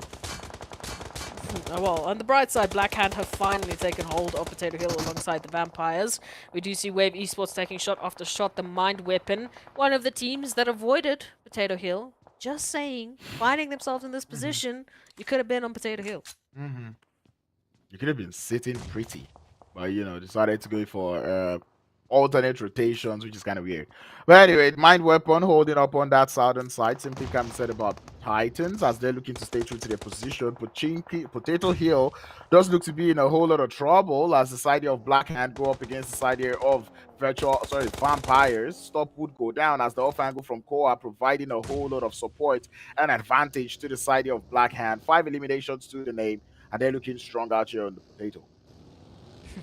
I'm just saying, if the team that wins is the team that took hold of the Potato Hill, I don't know, they get it on a t-shirt somewhere. Black Hand now coming through from that northern side, giving and dealing quite a bit of damage there towards Smash Esports. They have such a good eye-level sight onto all of the teams making these rotations in. That zone shift is going to force out some of that positional advantage, but Vampires in the meanwhile have been pushed off of this angle and into RUKH. Talk about defending that position, Potato Hill. Like, it's not too easy given how big it is. But anyway, Vampires have got Ninja, the last player left, having to go up against Hazem, who's spamming him grenades as he doesn't want to go for that full send. He hears the DBS and is ultimately forced to behave himself on that push. The grenade will not quite do all the damage, but indeed he will fall. RUKH is coming in for that third party. Yazan having to hold on as a solo for the rest of the game. Oh, CRYPTICS moving in. It's their time to try and find a little bit of action. Third-party opportunity as they move on in. Knock, knock. FBI open up. CRYPTICS are here to take the compound away from you. RUKH relegated to the rooftop. We're going to be sending through that utility, but they're split up. Ghazi, again, they have to hold on to that site. That double nade! This is the opportunity. If they can jump on down, it's still a 1v2 scenario, though. Make that Hazem is going to fall up the stairs to the nade, but CRYPTICS continue to spam the grenades upstairs, trying to look for that last player. As one player does have to go for that revive. Same thing can be said about the side of RUKH as they're looking to get their HPs back up. But Lag Esports, they're hearing all of this. They're not coming in for the third party just yet, and the revive is not even being processed yet on that side there of CRYPTICS. At this point, I really want to see Lag Esports capitalize on this fight. I mean, they really would have had so much time. We still have a Zem down on the outskirts again. Now only getting that heal up. CRYPTICS just popped off that res, and now Marshall up here so quick and fast with the response, trying to catch RUKH off guard. And so far, CRYPTICS have been doing well, but Lag might be throwing a spanner in the works. Well, grenade outside for the pre-knock, and indeed he will get it. Marshall is onto something else. That man knows how to play this one as he goes out for the next second knock. He would get it up onto A9Q. Lag Esports now find himself in trouble. Marshall up against 3 for the grenade. He's going to turn the safety down, and he would fall. Mexico trying to hold on the fort for the side there of Lag Esports, but CRYPTICS would be the first to go down in this ultimate third-party situation, but RUKH, they're not looking to let go. Grenades going towards the position there of Mexico. He's going to get the bird. For Mexico getting that HP back up in time, but another grenade would make him fall. As the side here of Lag Esports now would go down to the third party. Oh my god, Black Hand from the top of the hill. Everyone has sight on this compound. I mean, all of the noise that has happened here, I mean, come on, we're just basically saying, giving a massive sign to all of the teams in the vicinity and saying, please take some of these eliminations away from us. There's way too many for us to share. Titans now are keeping an eye out on GREEDYFORKILLS, already finding 1, finding 2, now down to only 1. It is Nossa in a compound stuck between a rock and a hard place. They've got 3 Titan members trained on their position, and they only have a little bit of smoke to cover them. 1 nade to find that final angle, and we will be saying goodbye to Nossa. The sweep through from the side from Tick would be eventually sending Greedy back into the lobby as Black Hand now crash onto the side there of RUKH on that western edge. It does look like they're going in for the full set. The Gay just find himself down. Ghazi trying to hold it up, gets 1 knock, but eventually he would go down. RUKH having to go out early. And man, at this point, I almost feel bad for saying Lag Esports should have crashed this compound. Yeah, it's feeling a little bit tough at this point in time, but these third-party opportunities, they are just around the corner. I'm just saying, Black Hand moved on in from Potato Hill, and they're currently sitting on 13 eliminations, are elimination leaders here for the lobby. But we'll have to wait and see how they're going to deal with the situation. The World of Battle holding such a good central position within the zone. Right alongside them, it is the Mind Weapon. We've got the rest of the teams now needing to move on in from the outskirts. Once again, Smash, we have to give it up to them. They managed to get themselves into top 5, whether it be by 1 player or by 2. They are here. Well, they need to get a lot of points up, though. They need to start that chase onto the side of Virtual Gaming Squad. But I've got to say, the World of Battle, one thing I know about them, I'm starting to feel a little confident about them given that position that they're holding, because they're a team that we've seen multiple times that when they have that compound that they can hold, they always tend to know how to play from compounds. They wouldn't get the most eliminations, but they would always usually, or they would usually get that, decent placement points up on board, probably even get the chicken. I mean, there's definitely an opportunity with the position that they're currently holding, just with the numbers advantage. It's only Black Hand, the only other team that still has all of their members up. And, well, they have been fighting in and out, so I don't know how the utilities are looking. Hopefully they have gotten up some of that looting, but they still have to move into the zone. Moving in now from that northern side, we've got Titans towards the east. Still got Smash, at least in one player, over towards that western side. And then the Mind Weapon, very quiet, here towards the south. Yep, very, very quiet. Almost too quiet, if you ask me. They've got only one elim. They've got Titans just right beside them, and I'm pretty sure they have at least an information about what is going on here. So I really look forward to seeing the Mind Weapon pushing closer to the side there of Titan. I've seen the Mind Weapon play this type of circle, especially going through from the PMNC. They did play it well. So looking forward to seeing if they would actually be able to replicate such performance that we've seen coming through from them in the past. It would be very good to see the Mind Weapon stepping up to the plate. They've been very quiet so far today as well. So finding at least that first initial confirmation on towards Smash is going to be sending Smash back into the lobby. But now that information is going to be giving Titans an idea of their position. You can see Titans already sending a scout on through. P6 going to be that member just to get ever so closer. Finding opportunities and finding that angle that they can work with. Although that zone shift might throw everything out of the window. I have to wait and see who's going to be zone blessed into this next phase. And I think at this point, I don't think there's anything that can happen to the zone and that the World of Battle would not, be able to capitalize. And I think one thing the side of Black Hand are currently considering is sending that building to the World of Battle. But given how many players are still alive, it's almost going to be like a situation of CRYPTICS and RUKH and Lag Esports all over again. Because it's a situation of whoever decides to crash up onto the side of the World of Battle first would get so hurt by the amount of third party that would come through. I don't even know if they'll make it up there. I mean, you can take an example as the Mind Weapon. If they try and send it now to the World of Battle, I don't even see how they'll make it halfway. The Titans have just a perfect line of sight onto their rotation. Black Hand on the other side can finish everyone off. I don't know. It's a tough fight. I'd say only really Black Hand have an opportunity to try and send this compound with the angle that they have. And, well, it looks like they can hear me. They're getting ever so closer. At this point, we actually have to confirm. Our teams, are you sure you can hear us? Be sure. Like I said, Lag Esports crashed. Lag Esports crashed. Black Hand, you were saying they need to push up, and they indeed pushed up, but the grenade from Kron would get Plaza down, and Black Hand, that intro knock that they were looking for, they're not quite able to get it. They have the casualty now. They have only one player coming in for the support. That is surprising. Storm in the smoke, trying to see if he can actually wave and dodge some bullets, but right now, I think Black Hand, they need more hands on deck as another player would go down.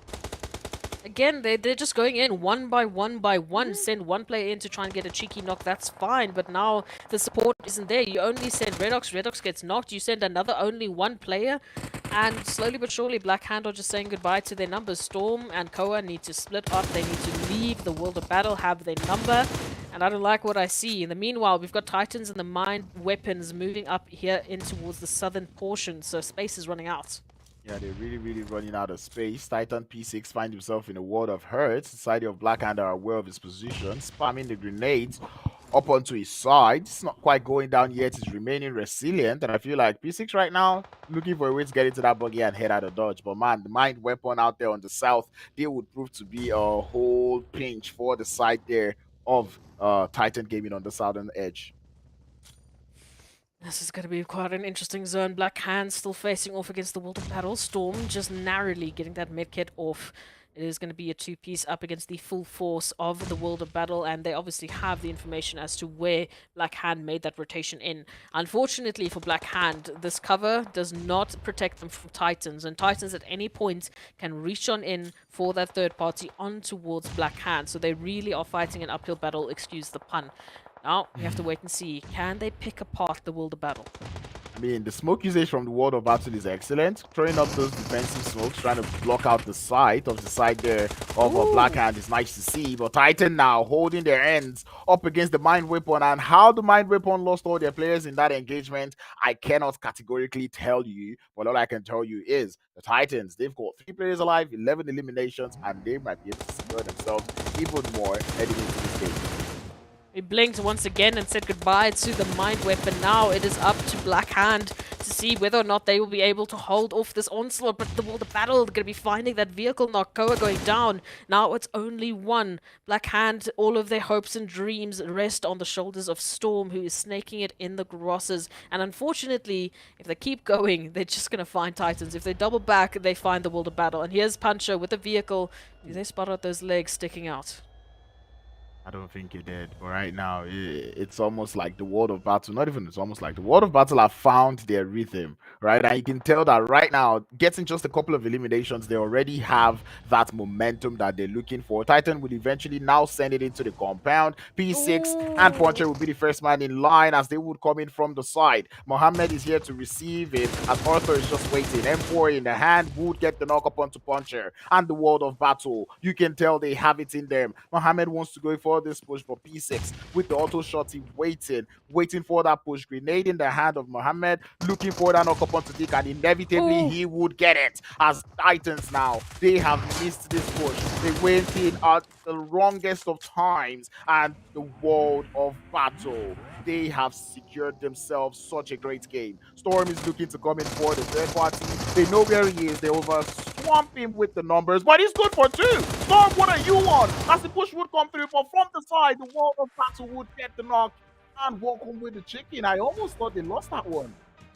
Oh my goodness, it was very close. I mean, it's wild to think, but that solo from Black Hand managed to do more damage to the World of Battle than the entirety, well, the 3-piece of Titans, just purely based off of that positional play. Titans, they had the right idea. They had to get rid of the World of Battle. The World of Battle were definitely looking like the team to beat. They had the better positioning, they had the better numbers, and they were just picking apart all of the outskirts team, then trying to take that push. I mean, just that fact where we had that one scene where the World of Battle had a nade in hand and just pure brilliant, clean line of sight onto a Titan member that had no idea there was a person right behind them with a nade that was ultimately going to result in their face. That was Erangel, and we asked the question at the beginning of Erangel, who was going to be that Erangel champion, and I feel like we still can't answer it. All of a sudden we have a new champion to celebrate, and that being the World of Battle. Yeah, and one thing I'll just say about the World of Battle going into that engagement is the fact that they actually did not overextend.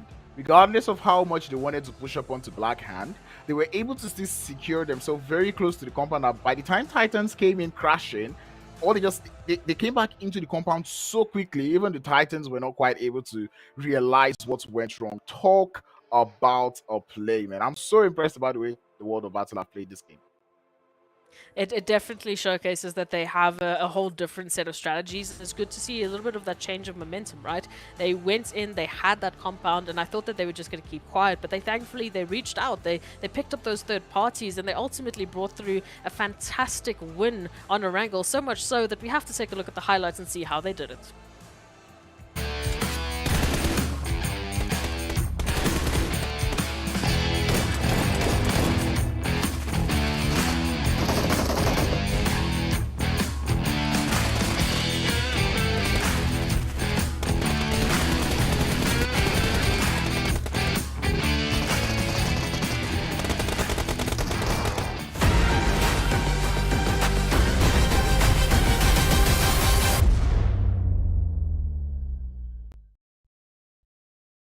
You just love to see these teams picking up the pacing, raising the bar to a whole different level. And again, you know, we gave a lot of love to the World of Battle, but we also have to give a lot of love to Titans. That was 4 games in a row where they were a dominating and terrifying source of fantastic eliminations, bringing in those plays, the amount of eliminations they were bringing through. I mean, I don't know how many points they picked up in a single day, but I think it's already past 60. That's too I much. almost want to apologize to Titan. I'm sorry. You know, we didn't mean it that way yesterday. We were just trying to make you play better, you know. But anyway, let's take a look at the match rankings as we have the World of Battle able to still hold that first position, 19 points. But given that they got that chicken dinner, they will still stand above Black Hand, who were able to get just as much points as they were able to. But Titan Gaming not relenting, stayed out there in third. 16 points to go to their name, and the numbers just trickles down because I mean, look at how much points we have just between that top 3. Whew, I mean, come on. Again, Black Hand, they were the only team that really used the Potato Hill, and they have the most eliminations. I'm just saying, Yep. you should have used it. You should have used it. But ultimately, we're taking a look at a very top-heavy scoreline here for these teams on Erangel. So we're expecting that there are going to be a little bit of a split when we come through into the second page, when we're ending in our top 8 with the 5 points. Yeah, I can't imagine that there's going to be that many eliminations left for the rest of the teams, but we can take a look at that shortly and see. I feel like we're going to be getting a visit to the one-stop donut shop. Hey, actually just 3. And those 3 teams happen to be 3 teams that actually needed points. And once again, VISTA Gaming, this was their last match of the day, and they were not quite able to capitalize on that one. Only 1 point that they were able to put up. I can't even imagine how much they would have fallen off on the overall ranking. Yeah, it's also tough to see Mo Esports. We know it's also their last game of the day. I was hoping that momentum was going to carry through right until the end, but we still have to say 3 out of 4 games picking up some much needed points. It's definitely a lot better of a showing than what we've seen from Mo Esports in the past. And so for these last 2 days, that has been a consistent theme. So we're starting to see that consistency coming through from Mo Esports. We still have 3 more days in this week. I feel like it's still possible. Yeah, it's a little bit of a relief coming through from me, knowing that Mo Esports could actually have 2 good days back to back. And I kind of feel happy because they have 1 day tomorrow to actually get a little bit of rest and then come back the day after to continue to show us what they have learned. But ladies and gentlemen, we're not done for the day. We've got 1 more game to go. It's going to be none other but Miramar. Join us real soon.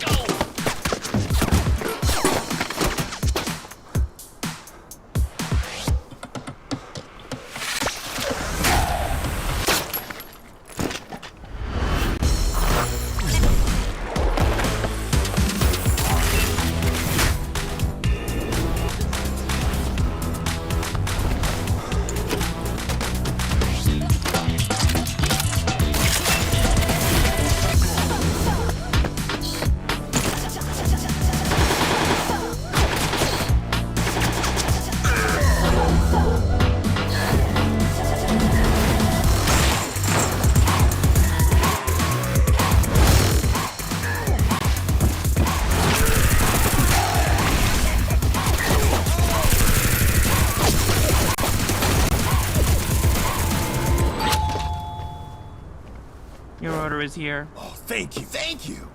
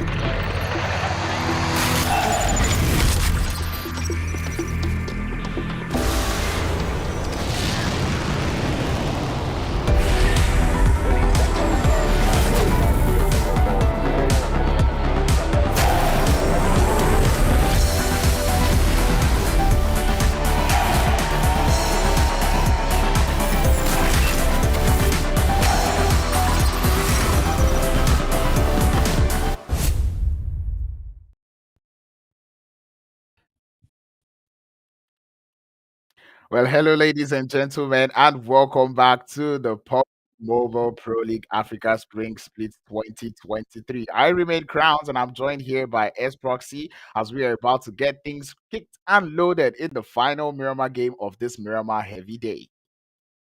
I'm telling you, the action's so much that my audio is just breaking. It's too much. It's too much for my PC to handle. But ultimately, these teams still have one more map left, and of course, it is going to be that third dose of Miramar that's going to bring in the action to a close for the second day of the last week. The teams have really been pushing to this final point to try and get as many of the points possible. We are seeing some of that consistency coming through from the likes of Titans. As we said, we need to give them apologies. We said things yesterday, but we were just trying to get them to bring back their action and to bring back their usual level of play. So it's good to see they're back. It's good to see Mo Esports back. But as we know, they won't be joining us for this last Miramar helping. Instead, it is the teams and the groups, or the teams from the groups of B, C, D, and E that get this last little helping of Miramar. And C and D, they have had a lot of B and D rather have had a lot of Miramar to work with today. Yep, and they'll be heading into the final Miramar of today. I'm pretty sure by tomorrow, if they're like, hey, we've got one Miramar match for you, they're like, no, we don't want it. But anyway, we're about to head into that final game of the day. What are you looking forward to seeing in this Miramar? Why do I keep calling it Erangel? I'm so used to an Erangel day closing. Yeah, I think you're just waiting for that Erangel heavy day. That's only going to be on Saturday, though, so we still have a few matches before we get there. Looking forward to in this last Miramar of the day. I don't want to see as wild of a zone and flight path combination. Honestly, I feel like these teams have been getting bullied. I mean, the amount of rotations they've had to make, the amount of tough calls they've had to bring in today. It's been very fun to watch. Don't get me wrong, but I want to see these teams have an opportunity to bring in their strategy, to bring in their consistency. Okay, heading into this Miramar game, I actually want to call out CRYPTICS to actually show me what they're made of. But at the same time, I think I wanna go for someone different this time. It's Miramar. Rookie Sports maybe? They came close. Oh wait, they actually did win one already. So Yeah, no. maybe Black Hand. Maybe Black Hand. I feel like me being the supposed good luck charm of Black Hand, they deserve a chicken dinner today again that I'm happy to think. I would like to see it. You know, we did see them do fantastically over towards Erangel. I don't know how that's going to translate into this game. We also, I mean, another team that we should probably ask the question for is GREEDYFORKILLS, right? Because normally, at the end of the day, especially on a Miramar game, That's true. they bring in some wild eliminations. They bring in some whole different sets of energy, and I want to see if that's just their strategy. If this is really just what GREEDYFORKILLS do, they wait till the last two matches of the day to start turning up the heat, to start taking some eliminations. It will be a wild strategy, but then we can basically confirm it. I can't believe I actually forgot that. Greedy.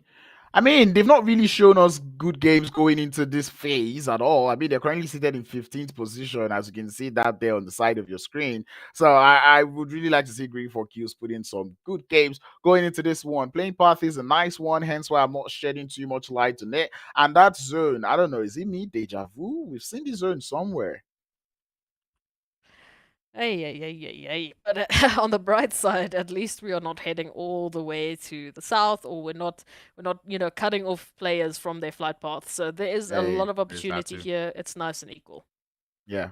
But when I look towards that eastern side, I see a little bit of, No, you see nothing. Sure, you see not. That's like 1%. Okay, you can't blame that on me. Nah, I think it's the S effect. It has to be because that's got to be it. But anyway, every other person does look to be seated nicely. Virtual Gaming Squad do find himself quite close to the side of Rookie Sport, as Rookie Sport has decided not to go for their weird nice splits like I and DK were calling it out there that we see normally on Cruise the Valley. They do look to be hanging on around the water treatment and Hacienda del Patron, and this just seems like intentional play that, man, I can't wait for the weekend.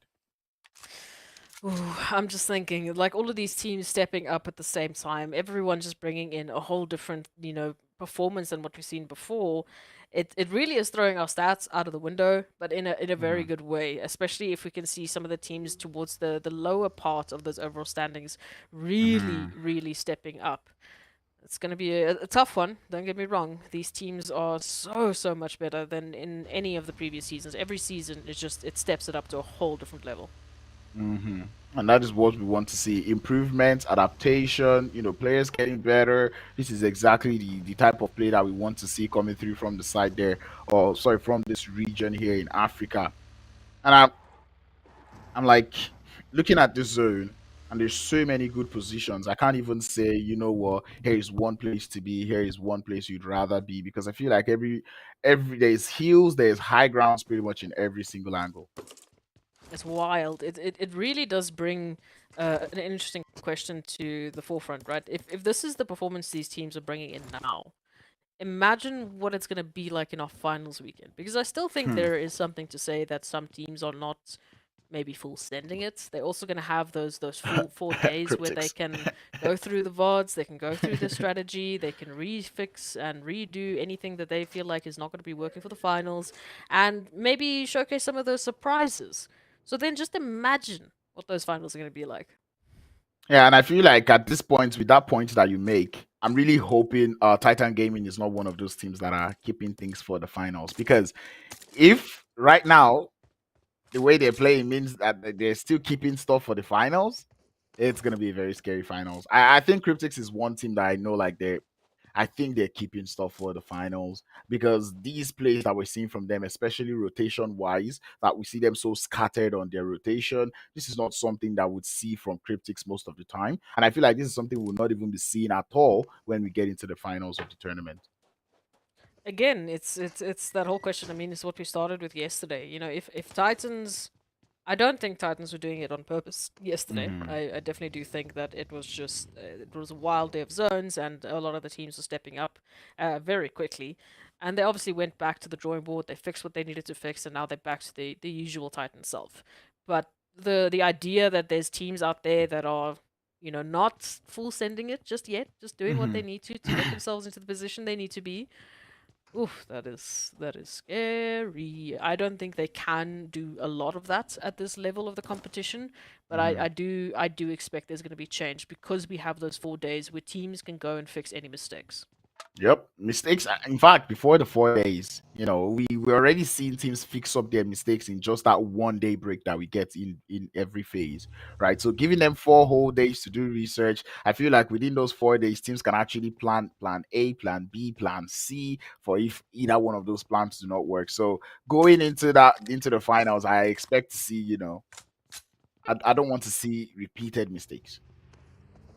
Definitely not. There, there has been so much improvement.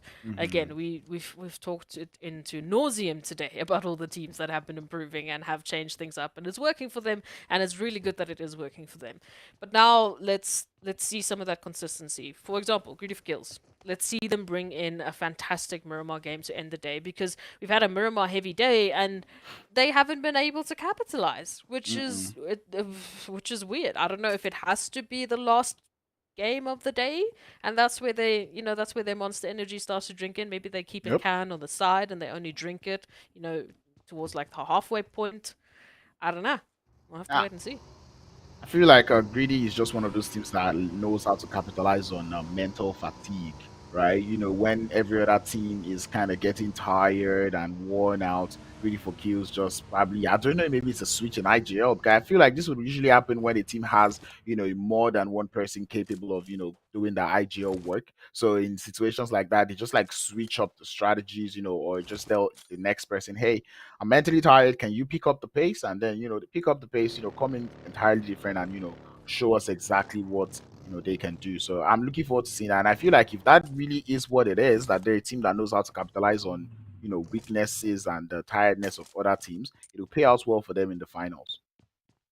Definitely, especially because we add that extra map every single day. So then those final few maps of the day where maybe the stamina is starting to hurt a little bit, the mental fortitude is starting to slip, that might be then where GREEDYFORKILLS really start to shine. But we'll wait and see. And meanwhile, Arab Golden pulling up over here towards Blackjack Esports. They thought this was empty. They thought they had free reign. And unfortunately, I think the pacing they were taking, I don't think they had information Blackjack was chilling here.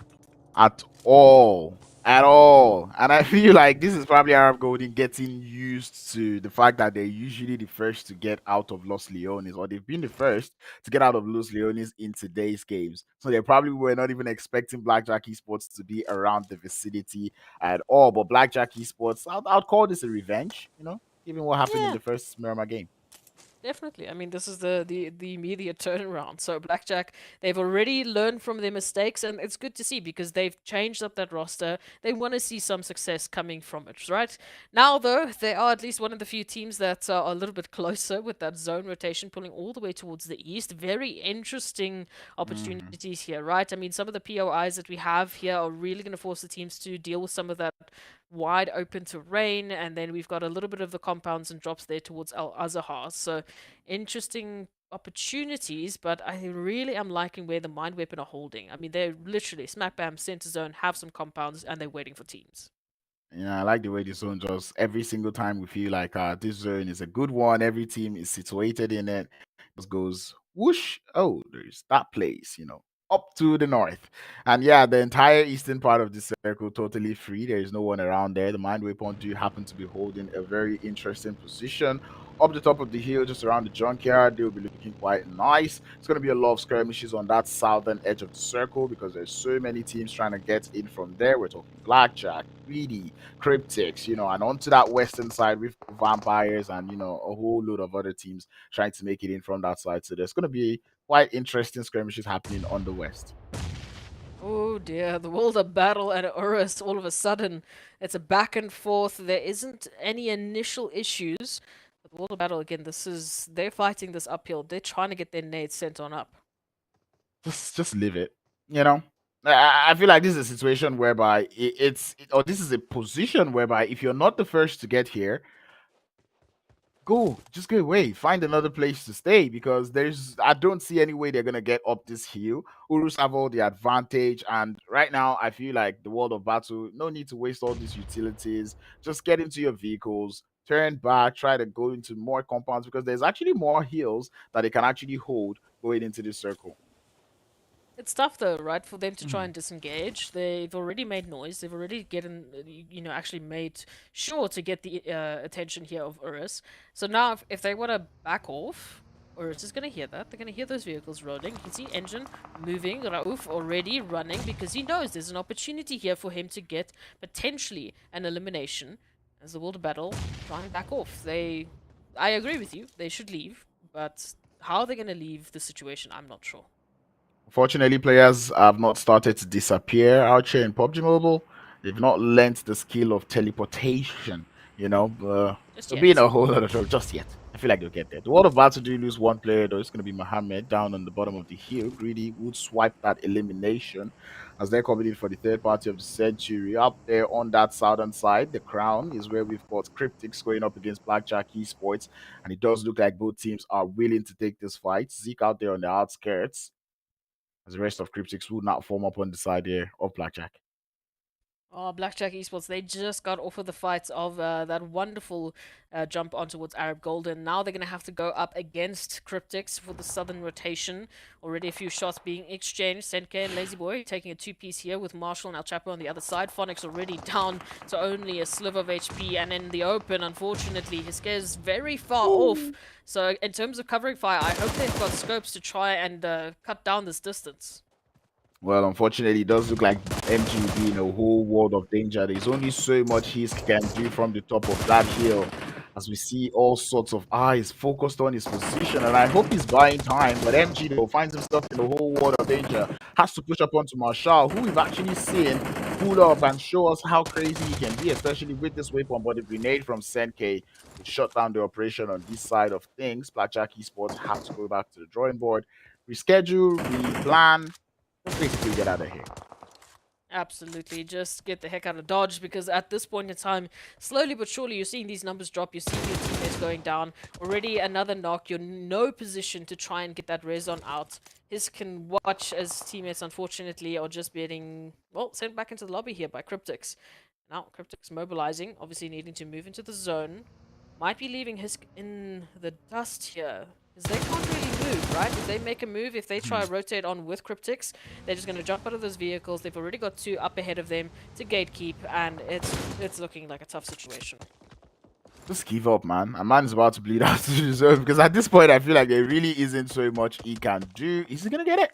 Yes, he will. CRYPTICS will find a way into the circle. Zeke does happen to be waiting for them on the other side of things. Maybe this might actually play out towards the side there of Blackjack Esports, as we already see the crash coming in through. Lazy Boy getting here. I don't think he's quite heard the sounds just yet, but Zeke is definitely aware. Something I'm said about Lazy Boy. He's got a grenade in hand, prepping it for Zeke as Zeke starts to move. Lazy Boy stays true to it. Zeke would be able to find the knock. Oh, just in the nick of time as well, getting behind cover before Marshall can get that res on in. But here it comes. El Chapo, Senke, bam, bam, bam. The duo is here to clean things up. So Zeke will go down. Hisk is still out in the blue. Blackjack Esports, unfortunately, even though they picked up those wonderful 4 eliminations, I don't know how they can continue that. Hisk has still not moved out from that crater. And if they do, they're right into the back of CRYPTICS. The World of Battle, in the meanwhile, as we said, they were in a really tough position. They took the advantage, they took the attention of URUS, and now they have paid for it. They are reduced down to only 1. Yeah, it's quite sad for the World of Battle. I feel like they're falling for the little we're talking about. You know, if you get a chicken dinner the last game, you head into the next game and you probably have a bad game. The zone does move all the way to the west, which look like which is very interesting given that we thought it was going to keep going to the east, but that's why we play PUBG Mobile, the unpredictable zones. Absolutely, and these zones have really been forcing these teams into the corner, forcing them into very uncomfortable situations, but this is what they have to deal with at PMPL. So far, we'll see what they can do. Lag, they've been quiet. They've been slowly cooking something. We've seen them in those top 5 positions. We've seen them in really advantageous positions, but they haven't been able to turn it into something at least solid. They haven't been able to turn it into winner-winner chicken dinner. I think we've seen lag as lag at their most passive going into this the game. Because right now they just seem to keep rotating and not taking much of a fight. I feel like Escano could have taken that fight there, but unfortunately, being caught up between 2 teams, not the best of positions to find yourself. Lag Esports will be down to just 1 to kind of hold down the fort until the rest of the game. Triple Esports, though, around this area, they do find themselves very close to the side of the Mind Weapon. Very close indeed. The Mind Weapon got so close in that previous map as well to get themselves into those top slots, managing to get themselves into top 4. Looking to do that again, and this time hopefully with a lot more eliminations. They've got Triple Esports right up ahead of them, slowly but surely moving into their territory. IC going to be making that rotation first. Seems like they've sensed something. They got the heebie-jeebies, and now they suddenly do not want any part of this. But Thor is going to be that last member out. We'll wait and see. Does Max actually jump onto this one? Doesn't look like the case. We did say goodbye to Hisk in the meantime as well. So Blackjack, Arab Golden, they can make up back in the lobby, and Blackjack can apologize for taking Arab out so violently. I think it's just going to be a shake of a truce. Like, okay, you've done yours, I've done mine. We go back we go back to normal now, you know. Try to re-sign that treaty. Anyway, trouble on the south as we have quite a number of teams out there. We have Smash Team, we've got the guys there from Wave, also around there. URUS Sports find himself there, and that last player there from the World of Battle also in this vicinity. And we've got CRYPTICS just crawling up towards that position. So right now, teams that find themselves in this place have to think about how they're going to solve and, you know, how they're going to survive actually in this part. It's going to be a tough time. URUS, they've already had to defend their position away from the World of Battle. They lost 2 members in the rotation. Now CRYPTICS going to be the next team up here, trying to take this position away. GREEDYFORKILLS moving on in from the southern side. I mean, take your pick. Smash Esports is here. We still have the World of Battle here. URUS is here. Oh, so many teams in this one small area fighting for supremacy. The fact that this is not the only good part, this is not the only good position in the circle, makes me wonder what is going on here. Like, why is everyone here in the south, right? Like, there's good positions. Vampires, they're in a good position. RUKH Esports in a good position, you know. Crash onto those positions. These guys are lonely. But now everybody just want the trouble on the south, and the same thing can be said on that southeastern edge as Triple would get started with the mind weapon. They'll have people to find that first knock as he continues up on the push. Thor trying to see if he can fall back a little bit, which is not the play. I'd expect to see more confident play coming through from him, but that fallback would not work. URUS Esports on the third party would be able to grab some third party knocks onto the side of Triple. Triple Esports, I mean, tough times up ahead of them. They have unfortunately lost a member, but oh, look at this. Now, as the Mind Weapon want to move on in, it is URUS from that reach, from that position everyone seems to be fighting for. They're finding a little bit of opportunity for third parties. So maybe that's why everyone wants that reach, that line of sight into the zone. However, that little mountain that everyone's been fighting for, it's now out of zone. You need to leave. Yep, they need to leave, and now here comes the task. Greedy do have good positioning of players, which means if they understand how many teams are out here, they might just be able to take them out. But anyway, Van tries to make the rotation into the circle, would go down to Wave Esports, finding out that they're there in a very, very uncomfortable manner. URUS have sent, unfortunately, the Mind Weapon back into the lobby. Again, that line of sight working out in dividends, but now what do they do as they need to get off of that hilltop and get into the zone? GREEDYFORKILLS, CRYPTICS still alongside them is going to be able to hear this rotation. Of course, GREEDYFORKILLS, I like their position a little bit better because they have that foothold in the zone, right? They have that opportunity to turn on back, to look at all of these teams trying to rotate in from this little mountaintop and take them out before they get there. Another team on the south gone. It's going to be Smash Team. And right now, I feel like right now we're just going to keep watching which team on the south would go out first. The Chapo would go down, and it looks like the CRYPTICS might just be next as Greedy find themselves on the bottom of the hill looking to play Gatekeeper. Senke very low on HP, but Rauf is able to get a knock to kind of slow down the tides for the side of Greedy, but he's the last player left for his squad with a mountain to not climb, a mountain to jump off of. GREEDYFORKILLS trying to fight against CRYPTICS here, and Wave actually trying to take out URUS, and so far they're doing pretty well at that. Nossa is going to let one slip on by. That means potentially a foothold in, but all of a sudden they are going to have a surprise. El Chapo right behind them. Senke, though, has moved on in. Oh, but the reach across again from URUS, the saving angels, the third party to keep GREEDYFORKILLS alive. Yep, and Rauf is actually doing his best to third party this fight as much as possible, trying to grab as much eliminations. He has to force the jump down, and he has to get into the circle, but I think Greedy spotted that one and it's lag to actually steal the elimination from the side there of GREEDYFORKILLS. Wave Esports have heard all of this trouble, and per usual, they're like, we want nothing to do with it. They fall a little bit towards that eastern side, trying to find another way into that circle.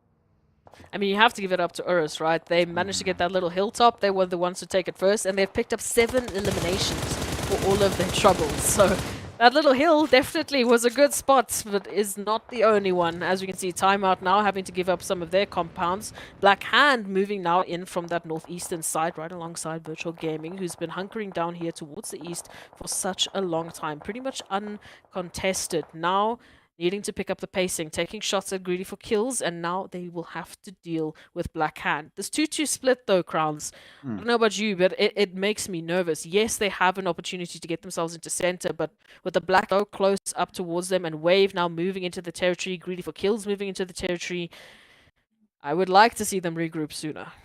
Yeah, especially the fact that RUKH Esports has not really shown us this phase that they can be that team that would hold such split, right? They've not been able to capitalize. They always bite off more than they can chew. So I really like to see them condense it a little bit, try to get closer. Matter of fact, I'm surprised that the side of Vampires have not even pushed up to the side of RUKH Esports just yet. But anyway, Wave Esports in the compounds on the south, looking to stay healthy.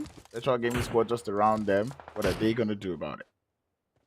Wave Esports, they have been picking up some eliminations, but now GREEDYFORKILLS moving on in, trying to take it away from them. They've already had their eliminations in the form of CRYPTICS stolen from them because of URUS, and now they will not allow another team to try and do this. They've been taking shots at Virtual Gaming now for so much time. They've been slowly but surely whittling down those HP bars, and now they're going to do the exact same here to Wave. Yep, we can already see the intro knock coming through from the side of Nosa. Grenade being prepped towards his position. Gaddafi, it is a good one. Would get the knock, chunks up a little bit of an HP, but would not quite find the knock. Virtual Gaming Squad in the background. They hear all of this, but they're kind of focused onto the side of Black Hand instead. So Greedy, they have this time to take this engagement as Virtual Gaming Squad looking to give the side of Black Hand a little bit of a tough time. A storm would go down. The revive has to come through up onto Plaza, and RUKH has to hold his end. But that man, he showed us that he's capable of staying on his own. Getting one knock, he's going to make that two. As Virtual Gaming Squad have to continue up on the push. They cannot fall back now. Koa is back on his feet, but Plaza, we can't say the same about, as he's going to go down. Oh, all of a sudden, Black Hand, they had the right idea, but now moving on in, they have taken some losses. Unfortunately, they are still picking up the pacing here. Moving on in with two. Greedy for kills here towards the southern side, finding Wave Esports. Wave, they've been running from fight to fight, so I don't think they should be expecting an ambush coming through now from Greedy for Kills, who can really pick up the pacing here and actually just bolster all of their eliminations up into the double digits. I mean, smokes will be coming through from the side of Wave Esports, but it's a question of will it save them. Nosa trying to hold on his end. The offensive smokes from Wave Esports working quite alright, but we know Nosa. That man is good. He's able to get one player down. He's going to be good for two. Himo on the background is able to find a return knock up onto the side of Favor, but we've got third party coming through in the side of Black Hand. Virtual Gaming Squad is also still in the vicinity. Wave Esports, they've been running, but now they have to fight. They would lose Himo as Nosa is onto something. 4 eliminations to that man alone, and Greedy for Kills already up to 9. Make that 10 elimination, and they would continue with fragging. I said it, double digits, baby, here for Greedy for Kills. They are bringing in a Miramar that we've seen before, but will it make it all the way to 22 eliminations, or will they cap it off a little bit sooner rather than later?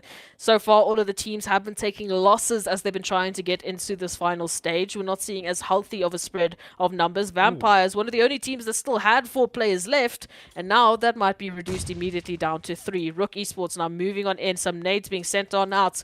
Damage has been dealt, and Vampires are on the back foot.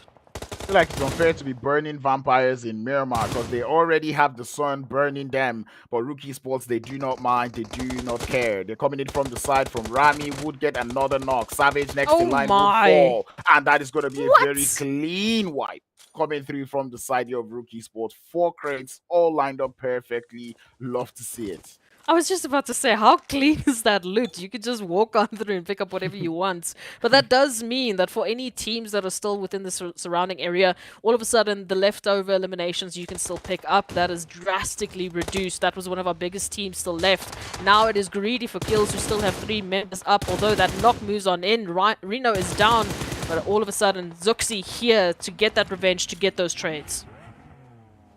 Question of would they be able to pull it off. They do turn their sights onto the side of Black Hand. Long grenades coming through from Zoxy might just seal the work. Askoa looking to grab that revive up onto RUKH, but Zoxy definitely knows where they are. Doesn't even want to push too close. Does not want to overextend. I think we continue to send those trables to that place. The Renock will come through up onto RUKH as Zoxy continues to send it. This is the Zoxy that we saw in week 1, and that man is pulling up a very cracker of a performance. Koa feels that one so much. RUKH takes a lot of that bronze as the thirst would come through, but Greedy, are they aware? Do they know that things are not quite done on that front? I don't know. At this point in time, this is looking like the Greedy for Kills that we saw in that previous absolutely insane Miramar. I'm going to say it. Their positioning, they are just looking so much more healthy. They're looking a lot more active. And again, that mental fatigue, maybe that is the play here, because they definitely don't look like they are fatigued. They are staying sharp. They're hitting their shots. And right now, they're moving in from that southern position. Yes, Koa still here. But other than Koa, there's no one else to deal with. The rest of the teams are right up ahead of them. RUKH Esports, I like what they've done. They decided to go to that southern shift or southern rotation, and then realized that there's Greedy for Kills on that part. They saw a full squad there, and they decided, you know what, let us explore other options. And it's kind of nice to see Rami would get his eye spotted up onto Koa, putting him in a very tough situation, and Zoxy would eventually complete his wonderful 2-piece onto the side there of Black Hand. RUKH Esports actually just helping out Greedy for Kills now, moving and pushing Koa out into the open, having to push himself into the line side here of Greedy for Kills. Means they're starting to pick up some wild eliminations, already up with 13. And we still have, what, another opportunity for another 3, so we could be seeing a 16-piece? Greedy, what have you done? Why is it always on Miramar? Why is it always on the final game of the day? Where do you keep this greedy for kills? Why do we have to wait before we see this? These are the questions that we've got in mind as we look forward to how this 1v2, v3 would end up.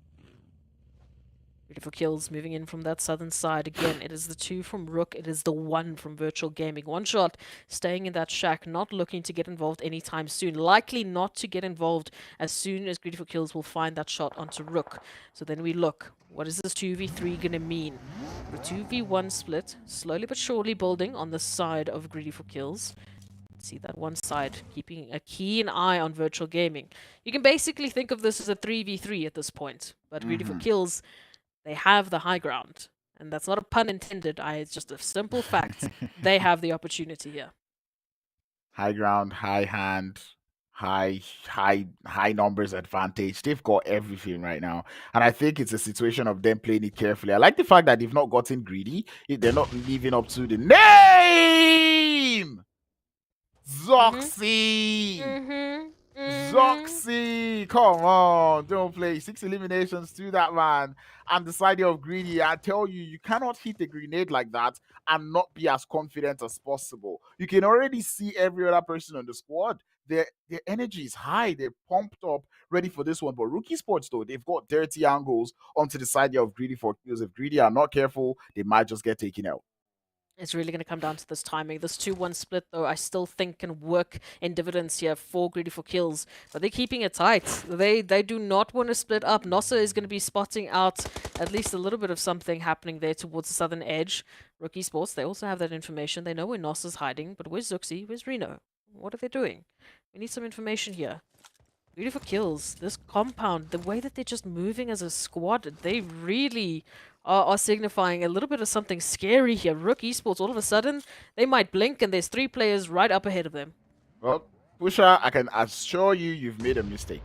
Standing up to throw that smoke definitely would alert the guys there from Greedy for Kills. Rami would also get spotted by Reno in the meantime. And Greedy now, they have all the information that they need. But Rami has got grenades to speak about. Sending it towards the side of Zoxy would not be able to get the knock. But Nosa looking for that flank, looking for the angle, trying to capitalize as more grenades from the side of RUKH Esports will continue to land for both teams. Not quite able to get any to connect as we're just waiting. They're sending it. And the zone, it's not helping any matters. It's starting to shrink, and it's forcing these 2 teams close to each other. RUKH Esports would lose 1, and it's almost 2 now, as 34 kills would get that elimination and the chicken dinner to complement it.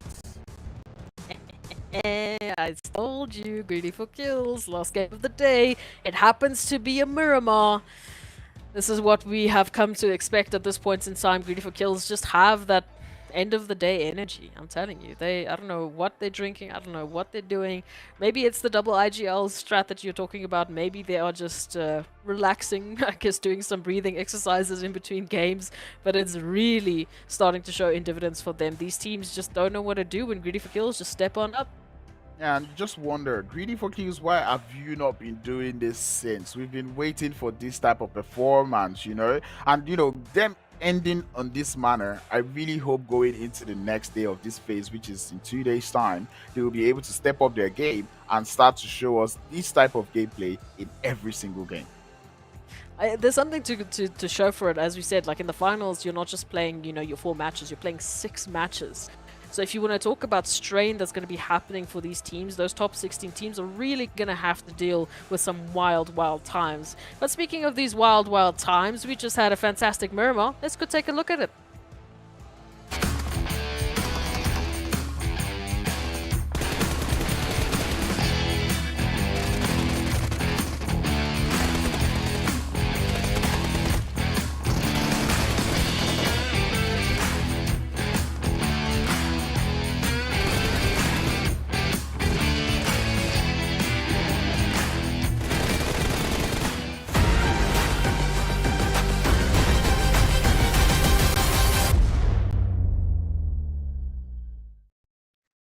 Sheesh! I mean, if you want to talk about some explosive action, there is Miramar for you right there and dusted. But this PMPL Africa crowns, I am telling you, If it was not for our fantastic sponsors, we would not be here to witness the greatness.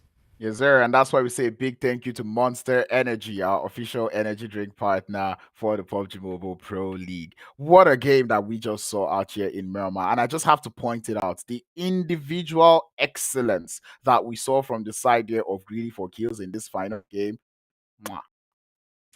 Chef's kiss, man. They have just brought in a whole different level of competition and a whole different level of match rankings as we're going to take a look at those points to see how many eliminations did they get. Oh, well, there it is. 16 eliminations. They made sure that they were going to get every single last player as soon as they got into top 3. And I like the fact that they did not rush to get it. They knew they were in the advantage. They knew they had the numbers advantage. They knew where the players were. But then they're like, we know if we send this anyhow, we're actually going to get taken out. And they took their time for that push, and they were able to get themselves 26 points up on board. Like, the difference between them and second place is so far.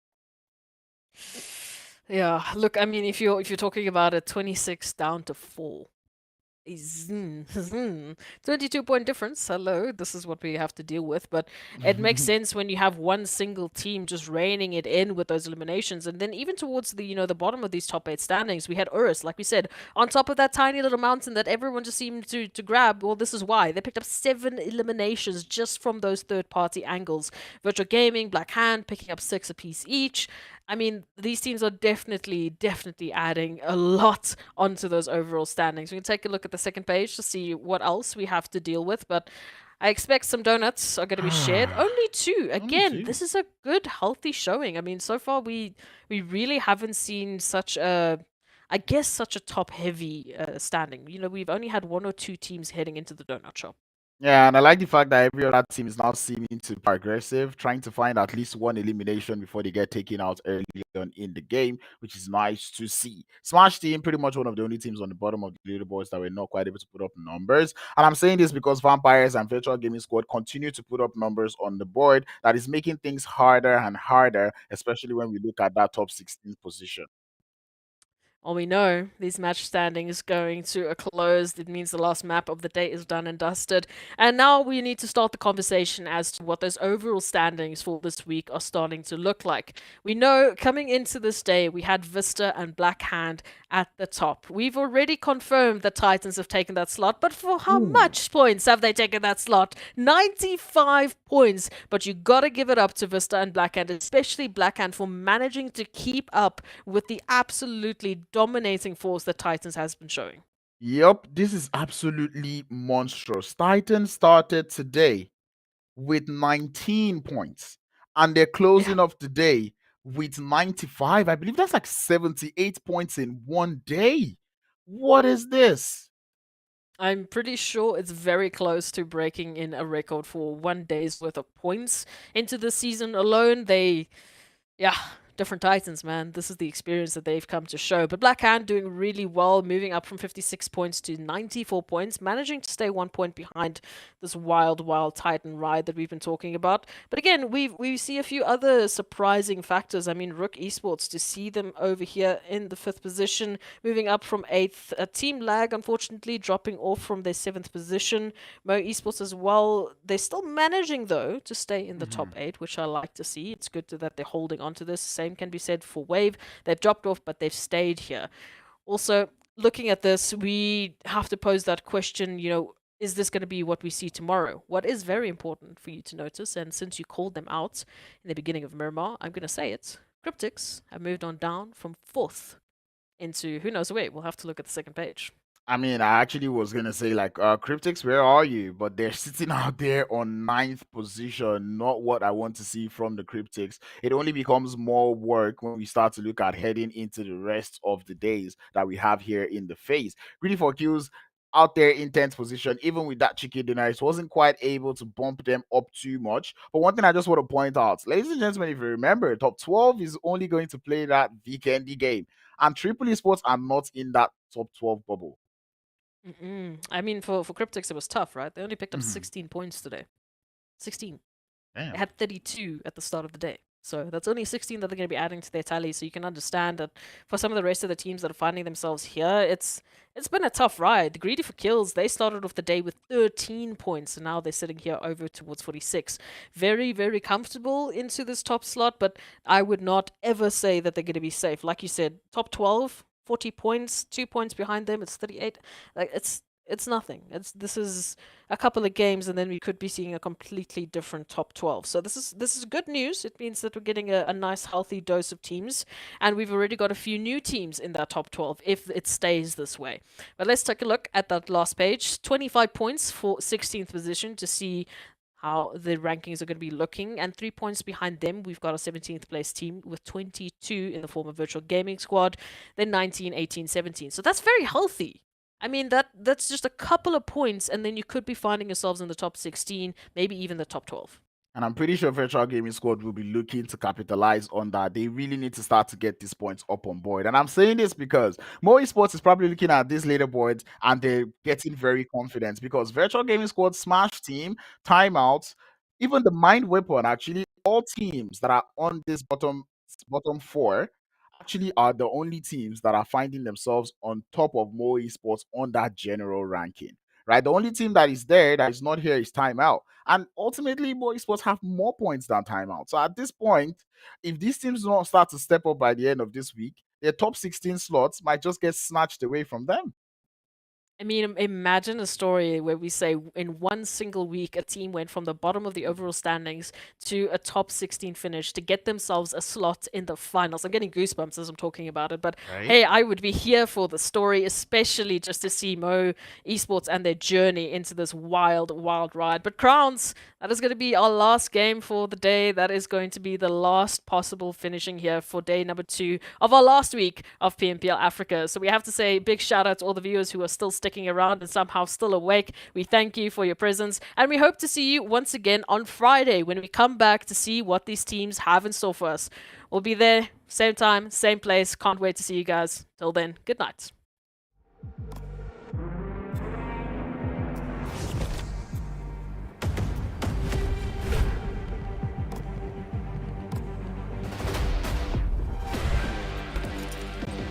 نجمة جالكسي غادروا من التايتن وخيول كازاخية انقفت من هناك وهنا أسد ينقف. نعم سباسيال مزيان يا مارشال مزيان.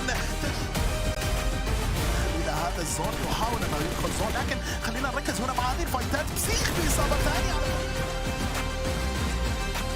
مؤذيتين بإصابات مؤذية في صفوف الشاذوين المكشوف. يا الله، يغادر على يد الأرأيت